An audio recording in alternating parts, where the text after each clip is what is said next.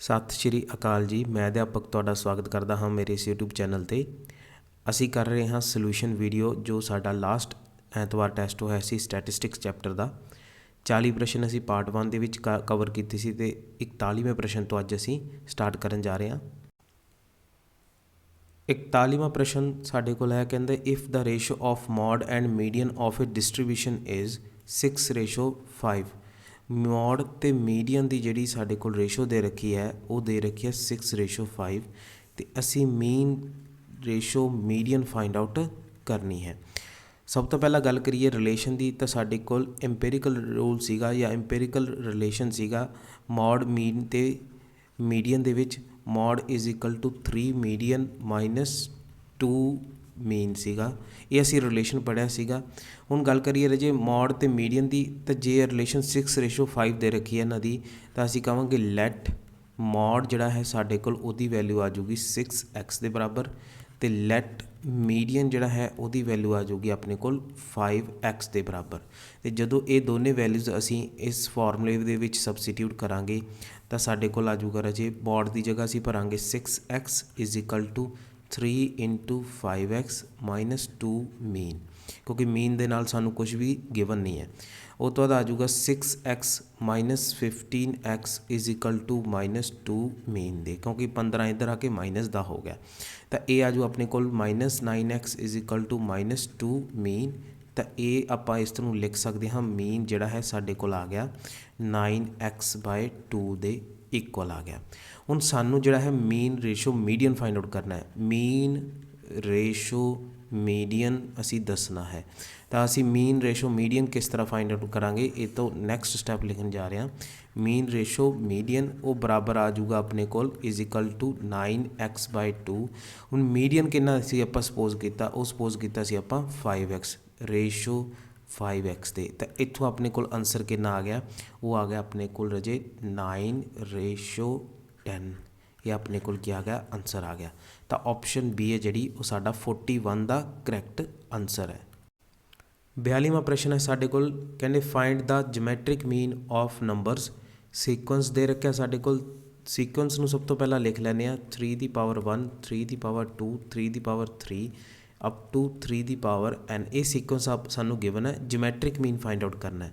Geometric ਮੀਨ find out ਕਰਨ ਦਾ formula ਹੁੰਦਾ ਹੈ ਜੋ ਵੀ ਸਾਡੇ ਕੋਲ ਵੈਲਿਊਜ਼ ਨੇ ਉਹਨੂੰ ਮਲਟੀਪਲਾਈ ਕਰ ਦਿਓ ਅਤੇ ਫਿਰ ਉਹਨਾਂ ਦੀ ਪਾਵਰ ਜਿਹੜੀ ਹੋਵੇਗੀ ਉਹ 1/ਨੰਬਰ ਆਫ ਟਰਮਸ ਦੇ ਬਰਾਬਰ ਹੋਵੇਗੀ, ਹੈ ਨਾ। ਇਹ ਜਿਓਮੈਟ੍ਰਿਕ ਮੀਨ ਦਾ ਫਾਰਮੂਲਾ ਹੈ। ਤਾਂ ਨੰਬਰ ਆਫ ਟਰਮ ਵੈਲਿਊਜ਼ ਨੇ ਉਹਨਾਂ ਨੂੰ ਮਲਟੀਪਲਾਈ ਕਰਾਂਗੇ ਤਾਂ ਆਪਣੇ ਕੋਲ ਆ ਜਾਊ 3^1 3^2 into 3^3 into up to into 3^n ਅਤੇ ਪਾਵਰ ਦੇ ਵਿੱਚ ਹੋਊਗਾ 1/n। ਇਹ ਆਪਾਂ ਲਿਖ ਲਿਆ ਜਿਓਮੈਟ੍ਰਿਕ ਮੀਨ ਦਾ ਫਾਰਮੂਲਾ ਯੂਜ਼ ਕਰਕੇ।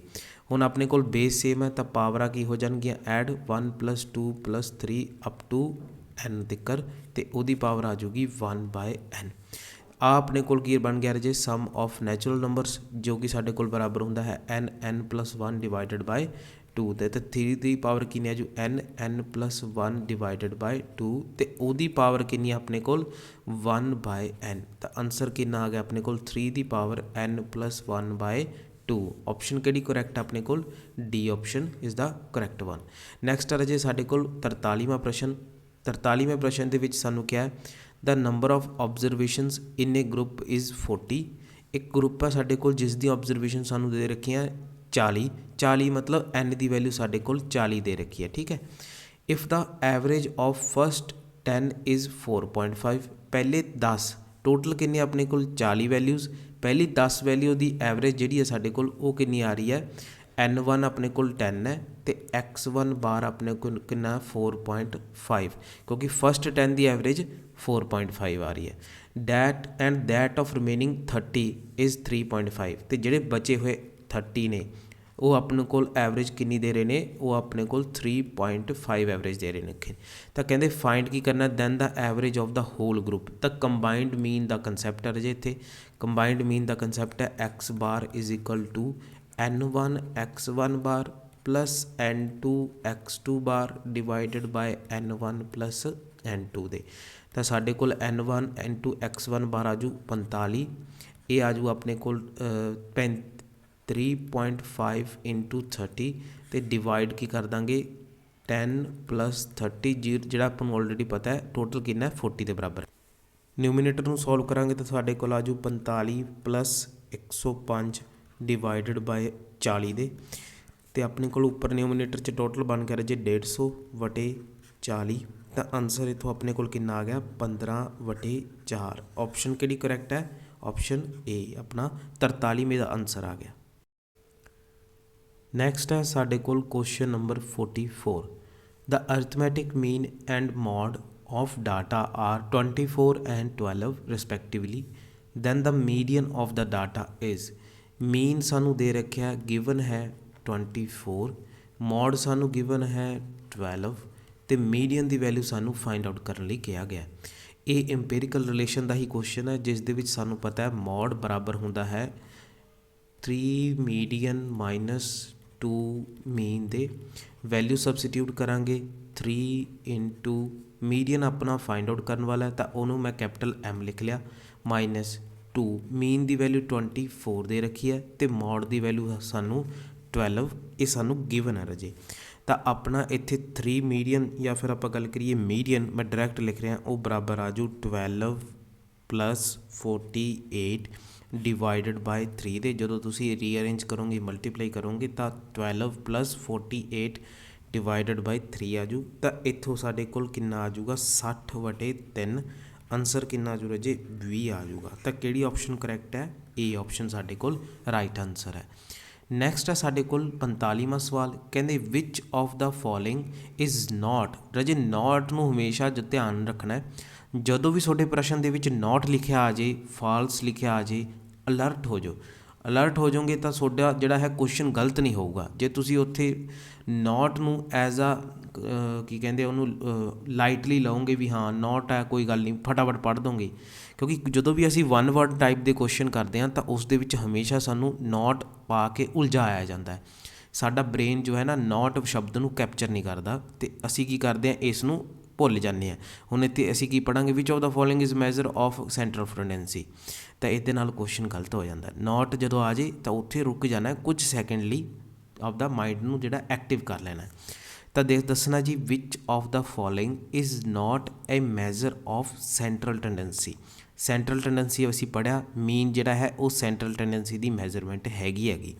ਮੀਡੀਅਨ ਜਿਹੜਾ ਉਹ ਸੈਂਟਰਲ ਟੈਂਡੈਂਸੀ ਦੀ ਮੈਜ਼ਰਮੈਂਟ ਹੈ। ਮੋਡ ਜੋ ਹੈ ਉਹ ਵੀ ਸੈਂਟਰਲ ਟੈਂਡੈਂਸੀ ਦੀ ਮੈਜ਼ਰਮੈਂਟ ਦੇ ਵਿੱਚ ਪੜ੍ਹਿਆ, ਲੇਕਿਨ ਰੇਂਜ ਜੋ ਹੈ ਅਸੀਂ ਡਿਸਪਰਜ਼ਨ ਦੇ ਵਿੱਚ ਪੜ੍ਹਿਆ ਸੀਗਾ। ਤਾਂ ਇਸੇ ਕਰਕੇ ਜਿਹੜਾ ਕਰੈਕਟ ਆਨਸਰ ਹੈ ਆਪਣੇ ਕੋਲ ਉਹ ਹੈਗਾ ਡੀ। ਤਾਂ ਇਸੇ ਤਰ੍ਹਾਂ ਧਿਆਨ ਨਾਲ ਸੋਲਵ ਕਰਨਾ ਜਦੋਂ ਨੋਟ ਆ ਜੇ। 46ਵਾਂ ਪ੍ਰਸ਼ਨ ਹੈ ਸਾਡੇ ਕੋਲ, ਕਹਿੰਦੇ the quartile deviation of daily wages of 7 persons given is. ਤਾਂ ਕੁਆਰਟਾਈਲ ਡੈਵੀਏਸ਼ਨ ਪੁੱਛੀ ਗਈ ਹੈ ਸਾਡੇ ਤੋਂ ਕਿੰਨੇ ਪਰਸਨ ਦੀ? 7 ਪਰਸਨ ਨੇ ਜਿਨ੍ਹਾਂ ਦੇ ਡੇਲੀ ਵੇਜਿਸ ਜਿਹੜੇ ਨੇ ਉਹਨੂੰ ਲਿਖ ਰੱਖਿਆ ਰਾਜੇ।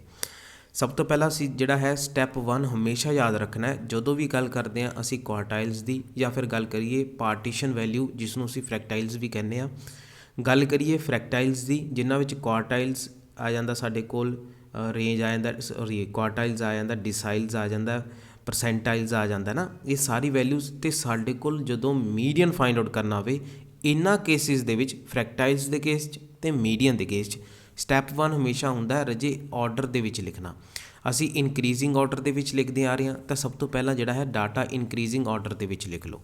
ਇਨਕਰੀਜ਼ਿੰਗ ਆਰਡਰ ਦੇ ਵਿੱਚ ਲਿਖਣ ਵਾਸਤੇ ਸਭ ਤੋਂ ਪਹਿਲਾਂ ਅਸੀਂ ਦੇਖਾਂਗੇ ਸਮੋਲੈਸਟ ਜਿਹੜੀ ਸਾਡੇ ਕੋਲ ਵੈਲਿਊ ਹੈ ਉਹ ਦੇ ਰੱਖੀ ਹੈ ਸਾਨੂੰ 7, ਉਸ ਤੋਂ ਬਾਅਦ ਸਾਡੇ ਕੋਲ ਦੇ ਰੱਖਿਆ 10, ਫਿਰ ਅਜੇ ਸਾਡੇ ਕੋਲ 10 ਤੋਂ ਬਾਅਦ ਆ ਰਿਹਾ ਗਾ 15, 15 ਤੋਂ ਬਾਅਦ ਆ ਰਿਹਾ 17, ਫਿਰ ਸਾਡੇ ਕੋਲ 17, ਦੈਨ ਸਾਡੇ ਕੋਲ 10 ਤੋਂ ਬਾਅਦ ਸਾਡੇ ਕੋਲ ਇੱਥੇ 12 ਵੀ ਹੈ। ਤਾਂ ਅਸੀਂ ਇਸ ਚੀਜ਼ ਦਾ ਧਿਆਨ ਰੱਖਣਾ ਕਿ ਕੋਈ ਟਰਮ ਜਿਹੜੀ ਆ ਮਿਸ ਨਾ ਹੋ ਜੇ। ਤਾਂ 7 ਫਿਰ 10 ਫਿਰ 12 ਫਿਰ ਸਾਡੇ ਕੋਲ ਰਜੇ ਆਇਆ 15, ਦੈਨ ਅਸੀਂ 17 ਫਿਰ 17 ਅਤੇ ਦੈਨ 25। ਇਸ ਤਰ੍ਹਾਂ ਅਸੀਂ ਅਰੇਂਜ ਕਰ ਲਾਂਗੇ ਇਨਕਰੀਜ਼ਿੰਗ ਆਰਡਰ ਦੇ ਵਿੱਚ ਇਹਨਾਂ ਵੈਲਿਊਜ਼ ਨੂੰ। ਸੈਕਿੰਡ ਜੀ ਸਾਨੂੰ ਕੀ ਗਿਵਨ ਹੈ? n ਗਿਵਨ ਹੈ, ਟੋਟਲ ਨੰਬਰ ਆਫ ਜਿਹੜੇ ਵੈਲਿਊਜ਼ ਨੇ 7 ਗਿਵਨ ਹੈ। ਕੁਆਰਟਾਈਲ ਡੈਵੀਏਸ਼ਨ ਦੀ ਗੱਲ ਕਰੀਏ ਤਾਂ ਇਹਦਾ ਮੈਂ ਇੱਕ ਹੋਰ ਨਾਮ ਲਿਖਾਇਆ ਸੀ, that is semi inter quartile range. ਇਹ ਮੈਂ ਦੂਸਰਾ ਨਾਮ ਲਿਖਵਾਇਆ ਸੀ ਤੁਹਾਨੂੰ, ਕਿਉਂਕਿ ਇਸੇ ਨਾਮ ਦੇ ਨਾਲ ਸਾਡੇ ਕੋਲ ਜਿਹੜਾ ਹੈ ਫਾਰਮੂਲਾ ਯਾਦ ਰਹਿਣਾ ਹੈ। ਕੁਆਰਟਾਈਲ ਡੈਵੀਏਸ਼ਨ ਦਾ ਸੈਕਿੰਡ ਨਾਮ ਹੈ ਸੈਮੀ ਇੰਟਰ ਕੁਆਰਟਾਈਲ ਰੇਂਜ, ਜਿਸ ਦਾ ਮਤਲਬ ਹੈ ਇੰਟਰ ਦਾ ਮਤਲਬ ਅੰਦਰੂਨੀ, ਆਪਸ ਦੇ ਵਿੱਚ, ਆਪਸ 'ਚ ਹੀ ਤੁਸੀਂ ਜਿਹੜਾ ਕਲੀਅਰ ਕਰ ਲਓ ਆਪਦਾ। ਇਹਦਾ ਮਤਲਬ ਅੰਦਰੂਨੀ। ਰੇਂਜ ਦਾ ਮਤਲਬ ਕੀ ਦੱਸਿਆ ਸੀਗਾ ਤੁਹਾਨੂੰ, ਲਾਰਜੈਸਟ ਵੈਲਿਊ ਮਾਈਨਸ ਸਮੋਲੈਸਟ। ਅਤੇ ਸਾਨੂੰ ਪਤਾ ਹੈ ਜਿਹੜੇ ਕੁਆਰਟਾਈਲਸ ਹੁੰਦੇ ਨੇ ਸਾਡੇ ਕੋਲ ਰਾਜੇ, ਨੰਬਰ ਆਫ ਕੁਆਰਟਾਈਲਸ ਨੇ ਉਹ 3 ਹੁੰਦੇ ਨੇ। ਇੱਕ ਹੁੰਦਾ Q1, ਇੱਕ Q2 ਅਤੇ ਇੱਕ Q3 ਹੁੰਦਾ। ਹੁਣ ਅਗਰ ਗੱਲ ਕਰੀਏ ਲਾਰਜੈਸਟ ਦੀ ਤਾਂ Q3 ਲਾਰਜੈਸਟ ਹੈ ਅਤੇ Q1 ਕੀ ਆ ਸਾਡੇ ਕੋਲ ਸਮਾਲੈਸਟ। ਇਹ ਤਾਂ ਹੋ ਗਿਆ ਆਪਣੇ ਕੋਲ inter quartile range, Q3 minus Q1। ਅਗਰ ਗੱਲ ਕਰੀਏ ਸੈਮੀ ਦੀ ਤਾਂ ਹਾਫ ਹੁੰਦਾ ਸੈਮੀ ਦਾ ਮਤਲਬ। ਤਾਂ ਇਸ ਤਰ੍ਹਾਂ ਜਿਹੜਾ ਸਾਡੇ ਕੋਲ ਕੁਆਰਟਾਈਲ ਡੈਵੀਏਸ਼ਨ ਦਾ ਫਾਰਮੂਲਾ ਬਣ ਗਿਆ ਸੀ Q3 minus Q1 divided by 2 ਦੇ। ਹੁਣ ਸਾਡਾ ਕੀ ਕੰਮ ਹੈ, ਸਭ ਤੋਂ ਪਹਿਲਾ ਕੰਮ ਹੈ ਕਿ ਅਸੀਂ Q3 ਫਾਈਂਡ ਆਊਟ ਕਰਨਾ ਹੈ, Q1 ਫਾਈਂਡ ਆਊਟ ਕਰਨਾ ਹੈ ਇਸ ਡਾਟਾ ਦੀ ਹੈਲਪ ਦੇ ਨਾਲ। ਅਤੇ ਸਾਡਾ ਜਿਹੜਾ ਇਹਨਾਂ ਦੋਨਾਂ ਨੂੰ ਮਾਈਨਸ ਕਰਕੇ ਆਨਸਰ ਆ ਜਾਊਗਾ, ਅਤੇ ਫਿਰ ਉਹਨੂੰ ਜਿਹੜਾ ਹੈ ਅਸੀਂ ਆਪਸ਼ਨ 'ਚ ਚੈੱਕ ਕਰ ਲਾਂਗੇ। Q3 ਕਿਸ ਤਰ੍ਹਾਂ ਫਾਈਂਡ ਆਊਟ ਕਰਨਾ ਹੈ, ਉਹ ਬਰਾਬਰ ਹੁੰਦਾ ਸਾਡੇ ਕੋਲ 3n+1 7+1 ਡਿਵਾਈਡਡ ਬਾਏ 2 ਦੇ, ਹੈ ਨਾ।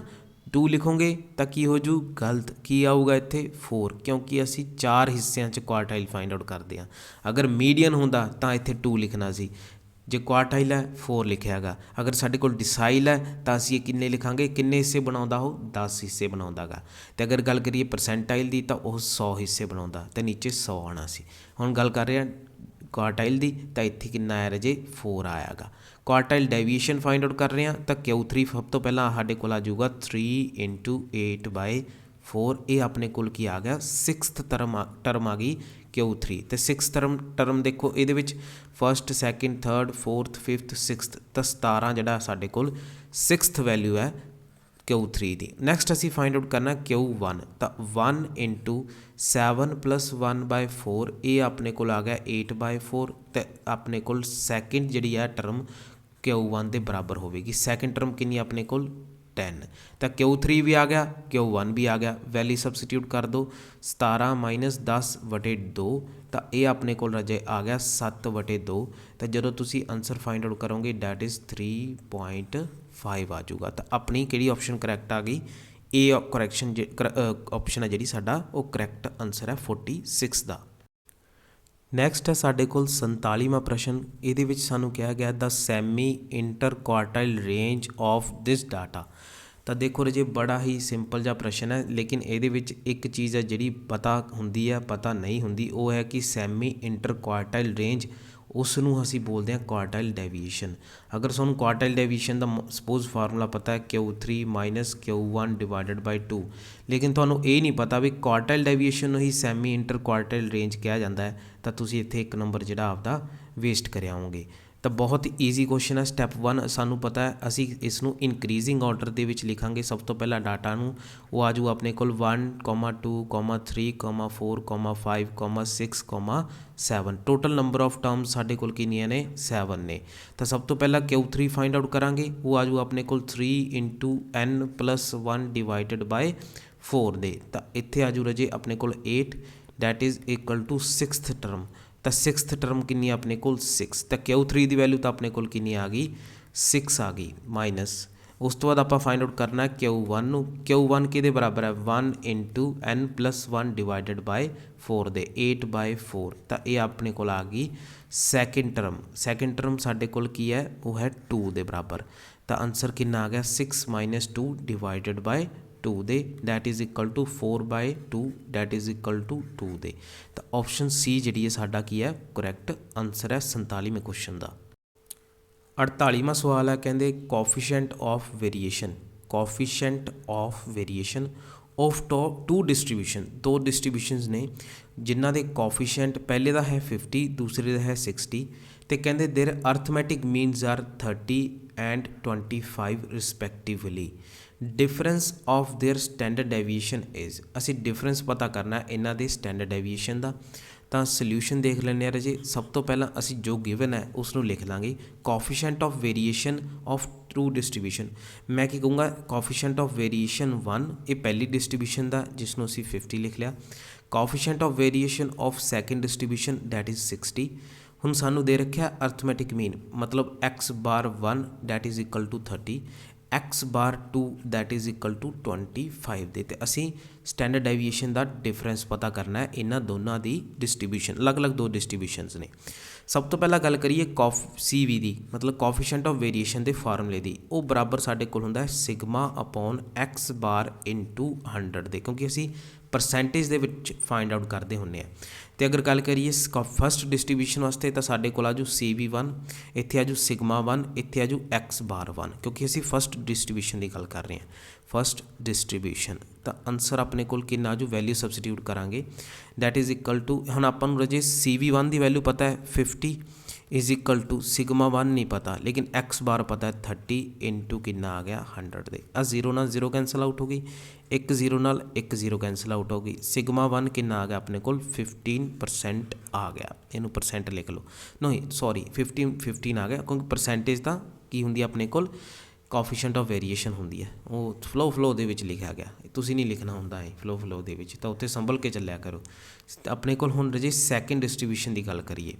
सैकेंड डिस्ट्रीब्यूशन दे विच असी CV2 का फार्मूला साडे कोल है sigma 2 divided by x bar 2 into 100। CV2 की वैल्यू सानू गिवन है 60 तो सिग्मा 2 असी फाइंड आउट करना है, नीचे आजू 25 तो गुणा आजू 100 दे, 25 चौका 100 होंदा रजे, तो बार अपने कोल इत्थे 15 चौके किन्ने होणगे 60 होणगे, 15 आ गया आंसर। तो सिग्मा 2 कितना आ गया अपने कोल 15, तो सिग्मा 1 भी 15 है, सिग्मा 2 भी 15 है, तो सिग्मा 2 माइनस सिग्मा 1 कर लो या सिग्मा 1 माइनस सिग्मा 2 कर लो, आंसर तक ही आना है 0 ही आना है। तो 48वें का आंसर कितना आ गया अपने को 0 आ गया। फॉर्मूले पता होना चाहिए है, बड़े ही सिंपल क्वेश्चन है रजे, तो स्टेटमेंट जी सानू समझ आनी चाहिए है। 49th क्वेश्चन है साडे कोल, if the range of this data, ये डाटा गिवन अपने को इज़ 23, रेंज भी गिवन है, तो सब तो पहला असीं लिख लेने रेंज साडे कोल दे रखिया रजे 23 के बराबर। दैन द स्मॉलेस्ट वैल्यू, असी स्मॉलेस्ट वैल्यू फाइंड आउट करनी है, मतलब S फाइंड आउट करना है। रेंज का फॉर्मूला की होंदा, वैसे रेंज का फॉर्मूला होंदा L minus S। L represent कर रहा है लार्जेस्ट वैल्यू नू, S रिप्रजेंट कर रहा है स्मॉलेस्ट वैल्यू नू। असी स्मॉलेस्ट वैल्यू फाइंड आउट करनी है, लीस्ट वैल्यू जी X वो पता करनी है। तो यदा मतलब इन्हों ने S नू जिहड़ा है X के बराबर रिप्रजेंट किया है, जो कि साडे कोल की है लीस्ट वैल्यू इस डाटा की, इनू फाइंड आउट करना है। बड़ा ही सिंपल जा क्वेश्चन है। L की जगह पर असी की सबसटीट्यूट कर देंगे X सबसटीट्यूट कर देंगे। रेंज सानू ऑलरेडी गिवन है किन्नी 23, तो इस ग्रुप के विच सब तो वड्डी रकम की है वो है अपने को 35। तो लार्जेस्ट वैल्यू भी पता लग गई दैट इज़ 35। एक्स कितना आ गया अपने को 35 चों अगर 23 माइनस कर देंगे तो साढ़े को आंसर आ जाऊगा 12। तो बी ऑप्शन जी है 49th क्वेश्चन का करैक्ट आंसर है। नैक्सट है जी साढ़े को 50 question, the measure of dispersion is, मापदंड पूछा गया डिस्परजन का। डिस्परजन हम दिमाग के विच लैके आना है। एक है जी अपने को ऑप्शन मीन डेविएशन, नैक्सट अपने को स्टैंडर्ड डेविएशन, नैक्सट है जी अपने को क्वार्टाइल डेविएशन, तो नैक्सट है जी अपने को आल ऑफ दीज। डिस्परजन दे विच असी किस नू मैजर करते हाँ, मीन डेविएशन नू मैजर करते हाँ, स्टैंडर्ड डेविएशन नू मैजर करते हाँ, क्वार्टाइल डेविएशन नू भी मैजर करते हैं, that is all of these. तब 50th क्वेश्चन का 50वें सवाल का जो प्रश्न है वो अपने को क्या आजू ऑल ऑफ दीज आ जाऊगा। क्वेश्चन नंबर 51, क्वेश्चन नंबर 51 दे विच सानू कहंदे आ suppose a population a population has 100 observations, 100 observation कीतियां सी एक पॉपूलेशन दियां, ठीक है जी। आ ऑबजरवेशनस लिख रखियां ने। उस तो बाद कहंदे another population B has 100 observation, दो कैटेगराइज कर लिया ऑबजरवेशन नू, ए ऑबजरवेशन तो बी ऑबजरवेशन, ठीक है जी। पहली ऑबजरवेशन दे विच भी 100 अपने को डाटा है, 100 मतलब परसन का डाटा है। सैकेंड ऑबजरवेशन दे विच 100 परसन का डाटा है सपोज, है ना।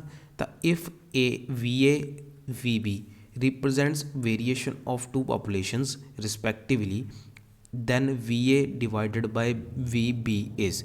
तो VA सानू वेरीएंस दे रखा है दोनों डाटा का, VA दोनों डाटा का वेरीएंस दे रखा दोनों जो A तो पॉपूलेशन B है। तो असी दसना भी जो उन्होंने डिवाइड कर देंगे तो साढ़े को आंसर की आएगा। देखो राजे वेरीएंस जो होंदा है वो अपने को बराबर होंदा है सिग्मा स्केयर दे, तो सिग्मा साढ़े को होंदा है स्टैंडर्ड डेविएशन। तो अगर असी स्टैंडर्ड डेविएशन फाइंड आउट कर ली तो वह स्केयर कर देंगे तो वेरीएंस आ जाऊगा। ਤਾਂ ਸਭ ਤੋਂ ਪਹਿਲਾਂ ਅਸੀਂ ਗੱਲ ਕਰਾਂਗੇ ਪਾਪੂਲੇਸ਼ਨ ਏ ਦੀ, ਇਸ ਪਾਪੂਲੇਸ਼ਨ ਏ ਦੀ ਗੱਲ ਕਰਾਂਗੇ, ਇੱਧਰ ਅਸੀਂ ਗੱਲ ਕਰਾਂਗੇ ਪਾਪੂਲੇਸ਼ਨ ਬੀ ਦੀ, ਹੈ ਨਾ। ਉਹਨਾਂ ਦੋਨਾਂ ਦੀ ਜਿਹੜੀ ਸਟੈਂਡਰਡ ਡੈਵੀਏਸ਼ਨ ਫਾਈਂਡ ਆਊਟ ਕਰ ਲਾਂਗੇ, ਸਕੇਅਰ ਕਰ ਦਾਂਗੇ ਤਾਂ ਆਪਣੇ ਕੋਲ ਕੀ ਆ ਜਾਊਗਾ, ਵੇਰੀਐਂਸ ਆ ਜਾਊਗਾ, ਹੈ ਨਾ। ਤੇ ਆਪਣੇ ਕੋਲ ਰਾਜੇ ਸਭ ਤੋਂ ਪਹਿਲਾਂ ਸਿਗਮਾ ਏ, ਜੋ ਆਪਾਂ ਸਟੈਂਡਰਡ ਡੈਵੀਏਸ਼ਨ ਆਫ ਪਾਪੂਲੇਸ਼ਨ ਏ ਦੀ ਗੱਲ ਕਰ ਰਹੇ ਹਾਂ।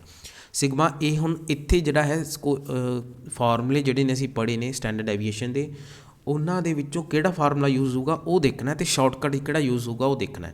ਰਾਜੇ ਅਸੀਂ ਪੜ੍ਹਿਆ ਸੀਗਾ ਕਿ ਜਦੋਂ ਲਗਾਤਾਰ ਕੌਨਜ਼ੀਕਿਊਟਿਵ ਨੰਬਰਸ ਹੋਣ ਸਾਡੇ ਕੋਲ, ਤਾਂ ਅਸੀਂ ਸਿਗਮਾ ਜਿਹੜਾ ਹੈ ਉਹਨੂੰ ਲਿਖਦੇ ਹੁੰਦੇ ਸੀ square root of 1/12 n square minus 1 ਦੇ ਇਕੁਅਲ। ਅਸੀਂ ਉੱਥੇ ਦੂਸਰਾ ਫਾਰਮੂਲਾ ਨਹੀਂ ਯੂਜ਼ ਕਰਦੇ ਸੀ XI ਮਾਈਨਸ X ਬਾਰ, ਹੈ ਨਾ, ਉਹ ਮੀਨ ਡੈਵੀਏਸ਼ਨ ਵਾਲਾ, ਉਹ ਫਾਰਮੂਲਾ ਨਹੀਂ ਯੂਜ਼ ਕਰਦੇ ਸੀ। ਅਸੀਂ ਫਾਰਮੂਲਾ ਯੂਜ਼ ਕਰਦੇ ਸੀਗੇ ਇਹ ਵਾਲਾ, ਜਾਂ ਫਿਰ ਆਪਾਂ ਕਹਿ ਸਕਦੇ ਹਾਂ ਕਿ ਅਸੀਂ ਫਾਰਮੂਲਾ ਯੂਜ਼ ਕਰਦੇ ਸੀ sigma is equal to modulus of d square root of 1/12 minus square root of 1/12 n square minus 1। ਮੈਂ ਇੱਥੇ ਡੀ ਨੂੰ ਕੀ ਹੈ ਲਿਖਿਆ ਹੀ ਨਹੀਂ, ਉਹਦਾ ਕੀ ਕਾਰਨ ਹੈ, ਕਿਉਂਕਿ ਜਦੋਂ ਤੁਸੀਂ ਇਸ ਸੀਰੀਜ਼ ਨੂੰ ਦੇਖੋਗੇ ਨਾ ਤਾਂ ਇਹਦੇ ਵਿੱਚ ਜਿਹੜਾ ਡਿਫਰੈਂਸ ਹੈ ਉਹ 1 ਹੈ, ਤਾਂ 1 ਲਿਖੋ ਚਾਹੇ ਨਾ ਲਿਖੋ ਇੱਕੋ ਹੀ ਗੱਲ ਹੈ। ਤਾਂ ਇੱਥੇ ਡੀ ਹਮੇਸ਼ਾ ਲਿਖਣਾ ਹੈ, ਪਰ ਇੱਥੇ ਕੀ ਗੱਲ ਹੈ, ਆਪਣੇ ਕੋਲ ਡੀ ਦੀ ਵੈਲਿਊ 1 ਦੇ ਰੱਖੀ ਹੈ, ਇਸ ਕਰਕੇ ਮੈਂ 1 ਨਹੀਂ ਲਿਖਿਆ। ਇਸੇ ਕਰਕੇ ਜਦੋਂ ਸਾਡੇ ਕੋਲ ਕੌਨਜ਼ੀਕਿਊਟਿਵ ਸੀਰੀਜ਼ ਹੁੰਦੀ ਹੈ, ਲਗਾਤਾਰ ਅੱਖਰ ਹੁੰਦੇ ਨੇ, ਉਹਦੇ ਵਿੱਚ ਅਸੀਂ ਡੀ ਨਹੀਂ ਲਿਖਦੇ, ਇੱਥੇ ਅਸੀਂ ਸਿੱਧਾ ਲਿਖ ਦਿੰਦੇ ਹਾਂ square root of 1/12 n square minus 1। ਇਹ ਆਪਣੇ ਕੋਲ ਸਟੈਂਡਰਡ ਡੈਵੀਏਸ਼ਨ ਦਾ ਫਾਰਮੂਲਾ ਬਣ ਜਾਂਦਾ ਹੈ। ਹੁਣ ਇਹ ਫਾਰਮੂਲਾ ਯੂਜ਼ ਕਰਾਂਗੇ ਅਸੀਂ ਪਾਪੂਲੇਸ਼ਨ ਏ ਦੇ ਵਿੱਚ ਸਟੈਂਡਰਡ ਡੈਵੀਏਸ਼ਨ ਫਾਈਂਡ ਆਊਟ ਕਰਨ ਲਈ। ਸਿਗਮਾ ਏ ਬਰਾਬਰ ਆ ਜੂ ਸਾਡੇ ਕੋਲ ਸਕੇਅਰ ਰੂਟ ਆਫ 1/12 n ਕਿੰਨਾ ਆਪਣੇ ਕੋਲ 100, ਕਿਉਂਕਿ ਆਪਾਂ ਨੂੰ ਆਬਜ਼ਰਵੇਸ਼ਨ ਦੇ ਰੱਖੀਆਂ ਨੇ 100, 101 ਤੋਂ ਲੈ ਕੇ 200 ਤੱਕ। 100 ਸਕੇਅਰ ਮਾਈਨਸ 1, ਇਹਨੂੰ ਸੋਲਵ ਨਾ ਕਰਨ ਬਹਿ ਜਿਓ। ਬੇਵਕੂਫ ਲੋਕ ਜਿਹੜੇ ਨੇ ਉਹ ਸੋਲਵ ਕਰਨਗੇ, ਅਤੇ ਸਮਝਦਾਰ ਜਿਹੜੇ ਨੇ ਉਹ ਸੋਲਵ ਨਹੀਂ ਕਰਨਗੇ। ਉਹਦਾ ਕਾਰਨ ਕੀ ਹੈ, ਹੁਣ ਇੱਥੇ ਸਿਗਮਾ ਬੀ ਦੀ ਗੱਲ ਕਰੀਏ ਤਾਂ ਉਹ ਕਿੰਨਾ ਆ ਜੂ ਸਕੇਅਰ ਰੂਟ ਆਫ 1/12। ਹੁਣ ਆਪਣੇ ਕੋਲ ਇੱਥੇ n ਦੀ ਵੈਲਿਊ ਕਿੰਨੀ ਆ, ਉਹ ਵੀ 100 ਹੈ, ਮਾਈਨਸ 1। ਹੁਣ ਜਦੋਂ ਆਪਾਂ ਫਾਈਂਡ ਆਊਟ ਕੀ ਕਰਨਾ ਹੈ, ਸਿਗਮਾ ਸਕੇਅਰ ਵੇਰੀਐਂਸ, ਤਾਂ ਸਿਗਮਾ ਏ ਸਕੇਅਰ ਕਿੰਨਾ ਆ ਜੂ ਆਪਣੇ ਕੋਲ, ਉਹ ਆ ਜੂ 1/12 100 ਸਕੇਅਰ ਮਾਈਨਸ 1। ਇੱਥੇ ਸਿਗਮਾ ਬੀ ਸਕੇਅਰ ਕਿੰਨਾ ਆ ਜੂ ਆਪਣੇ ਕੋਲ 1/12 100 ਸਕੇਅਰ ਮਾਈਨਸ 1 ਦੇ ਇਕੁਅਲ ਆ ਜੂ, ਆ ਗਿਆ ਨਾ। ਅਤੇ ਆਪਣੇ ਕੋਲ ਸਿਗਮਾ ਏ ਸਕੇਅਰ ਕਿਹਨੂੰ ਰਿਪਰਜੈਂਟ ਕਰ ਰਿਹਾ, ਵੀ ਏ ਨੂੰ, ਅਤੇ ਸਿਗਮਾ ਬੀ ਸਕੇਅਰ ਕਿਹਨੂੰ ਰਿਪਰਜੈਂਟ ਕਰ ਰਿਹਾ, ਵੀ ਬੀ ਨੂੰ। ਅਤੇ ਅਸੀਂ ਫਾਈਂਡ ਆਊਟ ਕੀ ਕਰਨਾ ਹੈ, ਵੀ ਏ ਅਪੋਨ ਵੀ ਬੀ। ਜਦੋਂ ਅਸੀਂ ਰਾਜੇ ਸਿਗਮਾ ਏ ਸਕੇਅਰ ਨੂੰ ਡਿਵਾਈਡ ਕਰਾਂਗੇ ਸਿਗਮਾ ਬੀ ਸਕੇਅਰ ਨਾਲ, ਤੁਸੀਂ ਚੈੱਕ ਕਰਕੇ ਦੇਖੋ ਦੋਨਾਂ ਦੀ ਵੈਲਿਊ ਸੇਮ ਹੈ, ਤਾਂ ਆਨਸਰ ਕਿੰਨਾ ਆ ਜੂਗਾ, 1 ਆ ਜੂਗਾ। ਪਰ ਜੇ ਤੁਸੀਂ ਇੱਥੇ 100 ਦਾ ਸਕੇਅਰ ਕਰੋਗੇ, ਫਿਰ ਉਹਨੂੰ -1 ਕਰੋਗੇ, ਡਿਵਾਈਡ ਕਰੋਗੇ 12 ਦੇ ਨਾਲ, ਫਿਰ ਤੁਸੀਂ ਇਹੀ ਕੁਐਸਚਨ ਕਰ ਲਿਓ, ਬਾਕੀ ਰਹਿਣ ਹੀ ਦਿਓ। ਤਾਂ ਇਸੇ ਤਰ੍ਹਾਂ ਸਾਡਾ ਆਨਸਰ ਕਿੰਨਾ ਆ ਗਿਆ, ਏ ਆਪਸ਼ਨ ਆ ਗਿਆ 51 ਦਾ। ਨੈਕਸਟ ਆ ਸਾਡੇ ਕੋਲ 52ਵਾਂ ਸਵਾਲ, ਪਹਿਲਾਂ ਮੈਂ ਇਹਨੂੰ ਡਿਲੀਟ ਕਰਦਾ। 52 ਕੁਐਸਚਨ ਆ ਸਾਡੇ ਕੋਲ, ਕਹਿੰਦੇ ਜੀ in a series of observations coefficient of variation is 16 and mean is 25। Variance ਜਿਹੜਾ ਅਸੀਂ ਫਾਈਂਡ ਆਊਟ ਕਰਨਾ ਹੈ। ਗਿਵਨ ਕੀ ਹੈ ਸਾਡੇ ਕੋਲ series observation coefficient of variation CV ਦੇ ਰੱਖਿਆ 16 ਦੇ ਰੱਖਿਆ, ਉਸ ਤੋਂ ਸਾਡੇ ਕੋਲ X ਬਾਰ ਦੇ ਰੱਖਿਆ ਡੈਟ ਇਜ਼ 25। ਤਾਂ ਵੇਰੀਐਂਸ ਅਸੀਂ ਫਾਈਂਡ ਆਊਟ ਕਰਨਾ ਹੈ ਰਾਜੇ। ਵੇਰੀਐਂਸ ਮਤਲਬ ਸਿਗਮਾ ਸਕੇਅਰ ਫਾਈਂਡ ਆਊਟ ਕਰਨਾ ਹੈ। ਕੋਫੀਸ਼ੀਐਂਟ ਆਫ ਵੇਰੀਐਂਸ ਕੱਢਣ ਦਾ ਫਾਰਮੂਲਾ ਸਾਡੇ ਕੋਲ ਹੁੰਦਾ ਰਾਜੇ sigma upon X bar into 100, ਕਿਉਂਕਿ ਅਸੀਂ ਪਰਸੈਂਟੇਜ ਦੇ ਵਿੱਚ ਫਾਈਂਡ ਆਊਟ ਕਰਦੇ ਹੁੰਦੇ ਹਾਂ ਕੋਫੀਸ਼ੀਐਂਟ ਆਫ ਵੇਰੀਏਸ਼ਨ ਨੂੰ। ਕੋਫੀਸ਼ੀਐਂਟ ਆਫ ਵੇਰੀਏਸ਼ਨ ਸਾਡੇ ਕੋਲ ਦੇ ਰੱਖਿਆ 16, ਸਿਗਮਾ ਸਾਨੂੰ ਪਤਾ ਨਹੀਂ, X ਬਾਰ 25 ਦੇ ਰੱਖਿਆ ਇਨਟੂ 100। 25 ਚੌਕਾ 100 ਅਤੇ 4 4 16। ਸਿਗਮਾ ਦੀ ਵੈਲਿਊ ਕਿੰਨੀ ਆ ਗਈ ਆਪਣੇ ਕੋਲ 4 ਆ ਗਈ, ਲੇਕਿਨ ਅਸੀਂ ਫਾਈਂਡ ਆਊਟ ਕੀ ਕਰਨਾ ਹੈ, ਵੇਰੀਐਂਸ ਮਤਲਬ ਸਿਗਮਾ ਸਕੇਅਰ। ਆਨਸਰ ਕਿੰਨਾ ਆ ਗਿਆ ਰਾਜੇ 16। ਤਾਂ ਆਪਸ਼ਨ ਡੀ ਜਿਹੜਾ ਹੈ ਉਹ 52 ਕੁਐਸਚਨ ਦਾ ਕਰੈਕਟ ਆਨਸਰ ਹੈ। ਅਕਸਰ ਅਸੀਂ ਕਹਿੰਦੇ ਹਾਂ ਵੀ ਜਿਹੜੀ ਸਟੇਟਮੈਂਟ ਹੁੰਦੀ ਹੈ ਜੇ ਉਹ ਕੁਐਸਚਨ ਨੂੰ ਸੋਲਵ ਕਰਨ ਦੇ ਵਿੱਚ ਸਭ ਤੋਂ ਇੰਪੋਰਟੈਂਟ ਜਿਹੜਾ ਹਿੱਸਾ ਹੁੰਦੀ ਹੈ, ਇਹੀ ਚੀਜ਼ ਜਿਹੜੀ ਹੈ 53rd ਕੁਐਸਚਨ ਪ੍ਰੂਵ ਕਰਦਾ ਹੈ। ਇਸ ਕੁਐਸਚਨ ਨੂੰ ਅਗਰ ਸੋਲਵ ਕਰਨਾ ਹੈ ਤਾਂ ਸਟੇਟਮੈਂਟ ਨੂੰ ਬਾਰੀਕੀ ਦੇ ਨਾਲ ਸਮਝਣਾ ਬਹੁਤ ਜ਼ਰੂਰੀ ਹੈ। ਅਸੀਂ ਸਟੇਟਮੈਂਟ ਨੂੰ ਜਿਹੜਾ ਹੈ ਬੜੇ ਹੀ ਧਿਆਨ ਦੇ ਨਾਲ ਦੇਖਦੇ ਹਾਂ ਕਿ if X bar is the mean of this observations, ਕਹਿੰਦੇ X ਬਾਰ ਸਾਡੇ ਕੋਲ ਇਹਨਾਂ ਦਾ ਮੀਨ ਹੈ, ਤਾਂ ਇਹਦਾ ਮਤਲਬ X1 plus X2 plus X3 up to XN divided by N ਹੋਵੇਗਾ। ਇਹ ਸਾਨੂੰ ਗਿਵਨ ਹੈ। ਦੈਨ ਪਤਾ ਕਰੋ algebraic sum of the deviations about mean X bar is algebraic sum पता करना है डेविएशनस दा about mean x bar is कहने का मतलब sigma x i minus x bar ਇਹਦੀ वैल्यू असी फाइंड आउट करनी है। सिग्मा कहता सम करी चलो अलजैब्रिक सम करी चलो x i minus x bar represent कर रहा डेविएशन नूं ये असी फाइंड आउट करना है। लेकिन इत्थे सफ़र खत्म नहीं हो जाता। असी की करांगे सब तो पहला स्टैप की होगा जी असी मीन फाइंड आउट कर लिया x1 plus x2 up to xn फिर असी की करांगे रीअरेंज कर देंगे तो साडे कोल इत्थों वैल्यू आ जूगी first equation the n x bar is equal to x1 plus x2 plus x3 up to xn the first equation आ गई। ये तो गिवन तो फाइंड आउट किया। हुण खेड शुरू होंदी है जिहड़ी दैन तो बाद दी कि algebraic sum of deviation about mean x bar. ਇਹਦਾ ਕੀ मतलब है? ਇਹਦਾ मतलब है कि ਤੁਸੀਂ x i minus x bar ਦੇ ਜਿੰਨੀ ਵੀ ਵੈਲਿਊਜ਼ ਨੇ ਉਹਨਾਂ ਨੂੰ ਸਮ ਕਰਦੇ ਜਾਓ। ਹੁਣ ਆਪਣੇ ਕੋਲ एक्स आई ਕਿੰਨਾ ਦੇ ਰੱਖਿਆ ਹੈ ਆਪਾਂ ਨੂੰ ਕਲਾਸ ਕਿੰਨੀ ਦੇ ਰੱਖੀ ਉਹ ਦੇ ਰੱਖੀ x1, x2, xn ਤੱਕਰ ਠੀਕ ਹੈ ਜੀ। ਤੇ x ਬਾਰ ਉਹਦੇ ਨਾਲ ਸਾਰਿਆਂ ਦੇ ਵਿੱਚੋਂ ਕੀ ਕਰਦੇ ਜਾਣਾ ਮਾਈਨਸ ਕਰਦੇ ਜਾਣਾ ਤੇ ਉਹਨਾਂ ਟਰਮਸ ਨੂੰ ਸਮੀਸ਼ਨ ਕੀ ਕਹਿੰਦਾ ਪਲੱਸ ਕਰਦੇ ਜਾਓ। मैं लिख के दसदा अगर थोनों नहीं समझ आई तो कमेंट बॉक्स के जरूर पूछना। साढ़े कोल रजे जिहड़ा हक दे रखा sum of deviation about mean आह जी टर्म है यदा की मतलब है? यदा मतलब है कि x1 माइनस एक्स बार फिर समीशन कहता प्लस लिखो लिख लिया जी। फिर एक्स आई मतलब second term x2 minus x bar फिर एक्स आई मतलब थर्ड टर्म समीशन कहता प्लस लिखो विचाले अप टू कितों तिक्कर जितों तिक्कर साडी क्लास दे रखी है एक्स एन तिक्कर up to x n small x n minus capital x bar ये इसका मतलब है राजे। हुण असीं की करांगे रीअरेंज करांगे इसनूं रीअरेंज करके साडे कोल आ गया x1 plus x2 plus up to x n bracket close plus हुण जिहड़ी आ टर्म है माइनस एक्स बार ये माइनस एक्स बार किन्ने तिक्कर है ये एन तिक्कर है तो आपां इत्थे लिखांगे माइनस एन एक्स बार। इसनूं असीं की करांगे अगे की करांगे साडे कोल जिहड़ी आह फर्स्ट इक्वेशन है उहदे विच असीं इस दी वैल्यू जिहड़ी आ उसनूं किन्ना फाइंड आउट कर लिया सी एन एक्स बार तो x1 plus x2 plus x N की जगह ते असीं की पुट कर दांगे एन एक्स बार सबसीट्यूट कर देंगे तो अपने कोल कितना आ जाऊगा रजे एक मिनट इधर मैं लिखा इधर अपने कोल आजू एन एक्स बार इस दी जगह ते माइनस क्योंकि आ माइनस जो मैं बाहर लिख लिया एन एक्स बार तो कैंसल आउट हो गया कितना आ गया 0 तो अलजैब्रिक सम कितना आ गया अपने कोल 0 आ गया। Option A is the correct answer for 53rd question.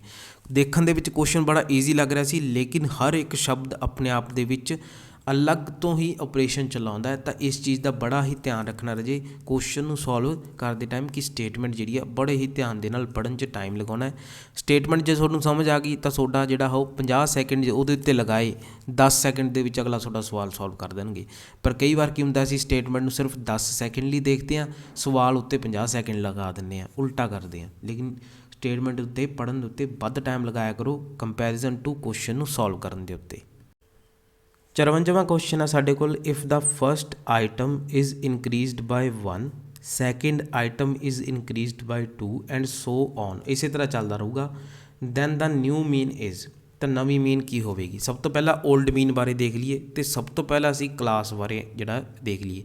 हुण इत्थे रजे असी सपोज करांगे भी जिहड़ी साडे कोल क्लास है वो है अपने कोल है x1 x2 x3 up to x n तिक्कर सानू नहीं पता कितनी वैल्यूज़ ने इन्होंने सो ऑन लिख दिता। तो जी नवी क्लास है साडे कोल ओहदे विच असीं की करांगे इत्थे मैं लिख लेना ओल्ड इधर मैं लिख लेना न्यू लैफ्ट हैंड साइड ते ओल्ड है राइट हैंड साइड ते की अपने कोल न्यू। नवी जिहड़ी क्लास होगी और मैं एक्स आई डैश नाल रिप्रजेंट कर लेना है। नवी क्लास दे विच कहना कुछ नहीं करना x1 दे विच 1 ऐड कर दो x2 दे विच 2 ऐड कर दो x3 दे विच 3 ऐड कर दो इस तरह xn दे विच n ऐड कर दो तो चलते जाओ। ठीक है जी। हुण आपां गल करिए ओल्ड जिहड़ी अपनी ओल्ड क्लास है ना ओल्ड उहदे वास्ते मीन जिहड़ा आऊगा अपने कोल x बार ओल्ड लिख लिया वो बराबर आ जाऊगा जी x1 plus x2 plus x3 up to xn so on दे है ना। तो नंबर ऑफ टर्म्स अपने कोल कितनी n ने तो इधर अपने कोल रजे अप x बार ओल्ड इंटू एन की वैल्यू आजू x1 plus x2 plus x3 plus xn so on they in equation 1 लिख लिया। ठीक है जी। इत्थे देखने दे विच कोई दिक्कत तो नहीं आ रही इनू साफ साफ लिख दिंदा x1 plus x2 up to xn ਇਹ ਆਪਣੀ ਬਾਉਂਡਰੀ ਲਾਈਨ ਹੈ 올ਡ ਤੇ ਨਿਊ ਦੇ ਵਿੱਚ।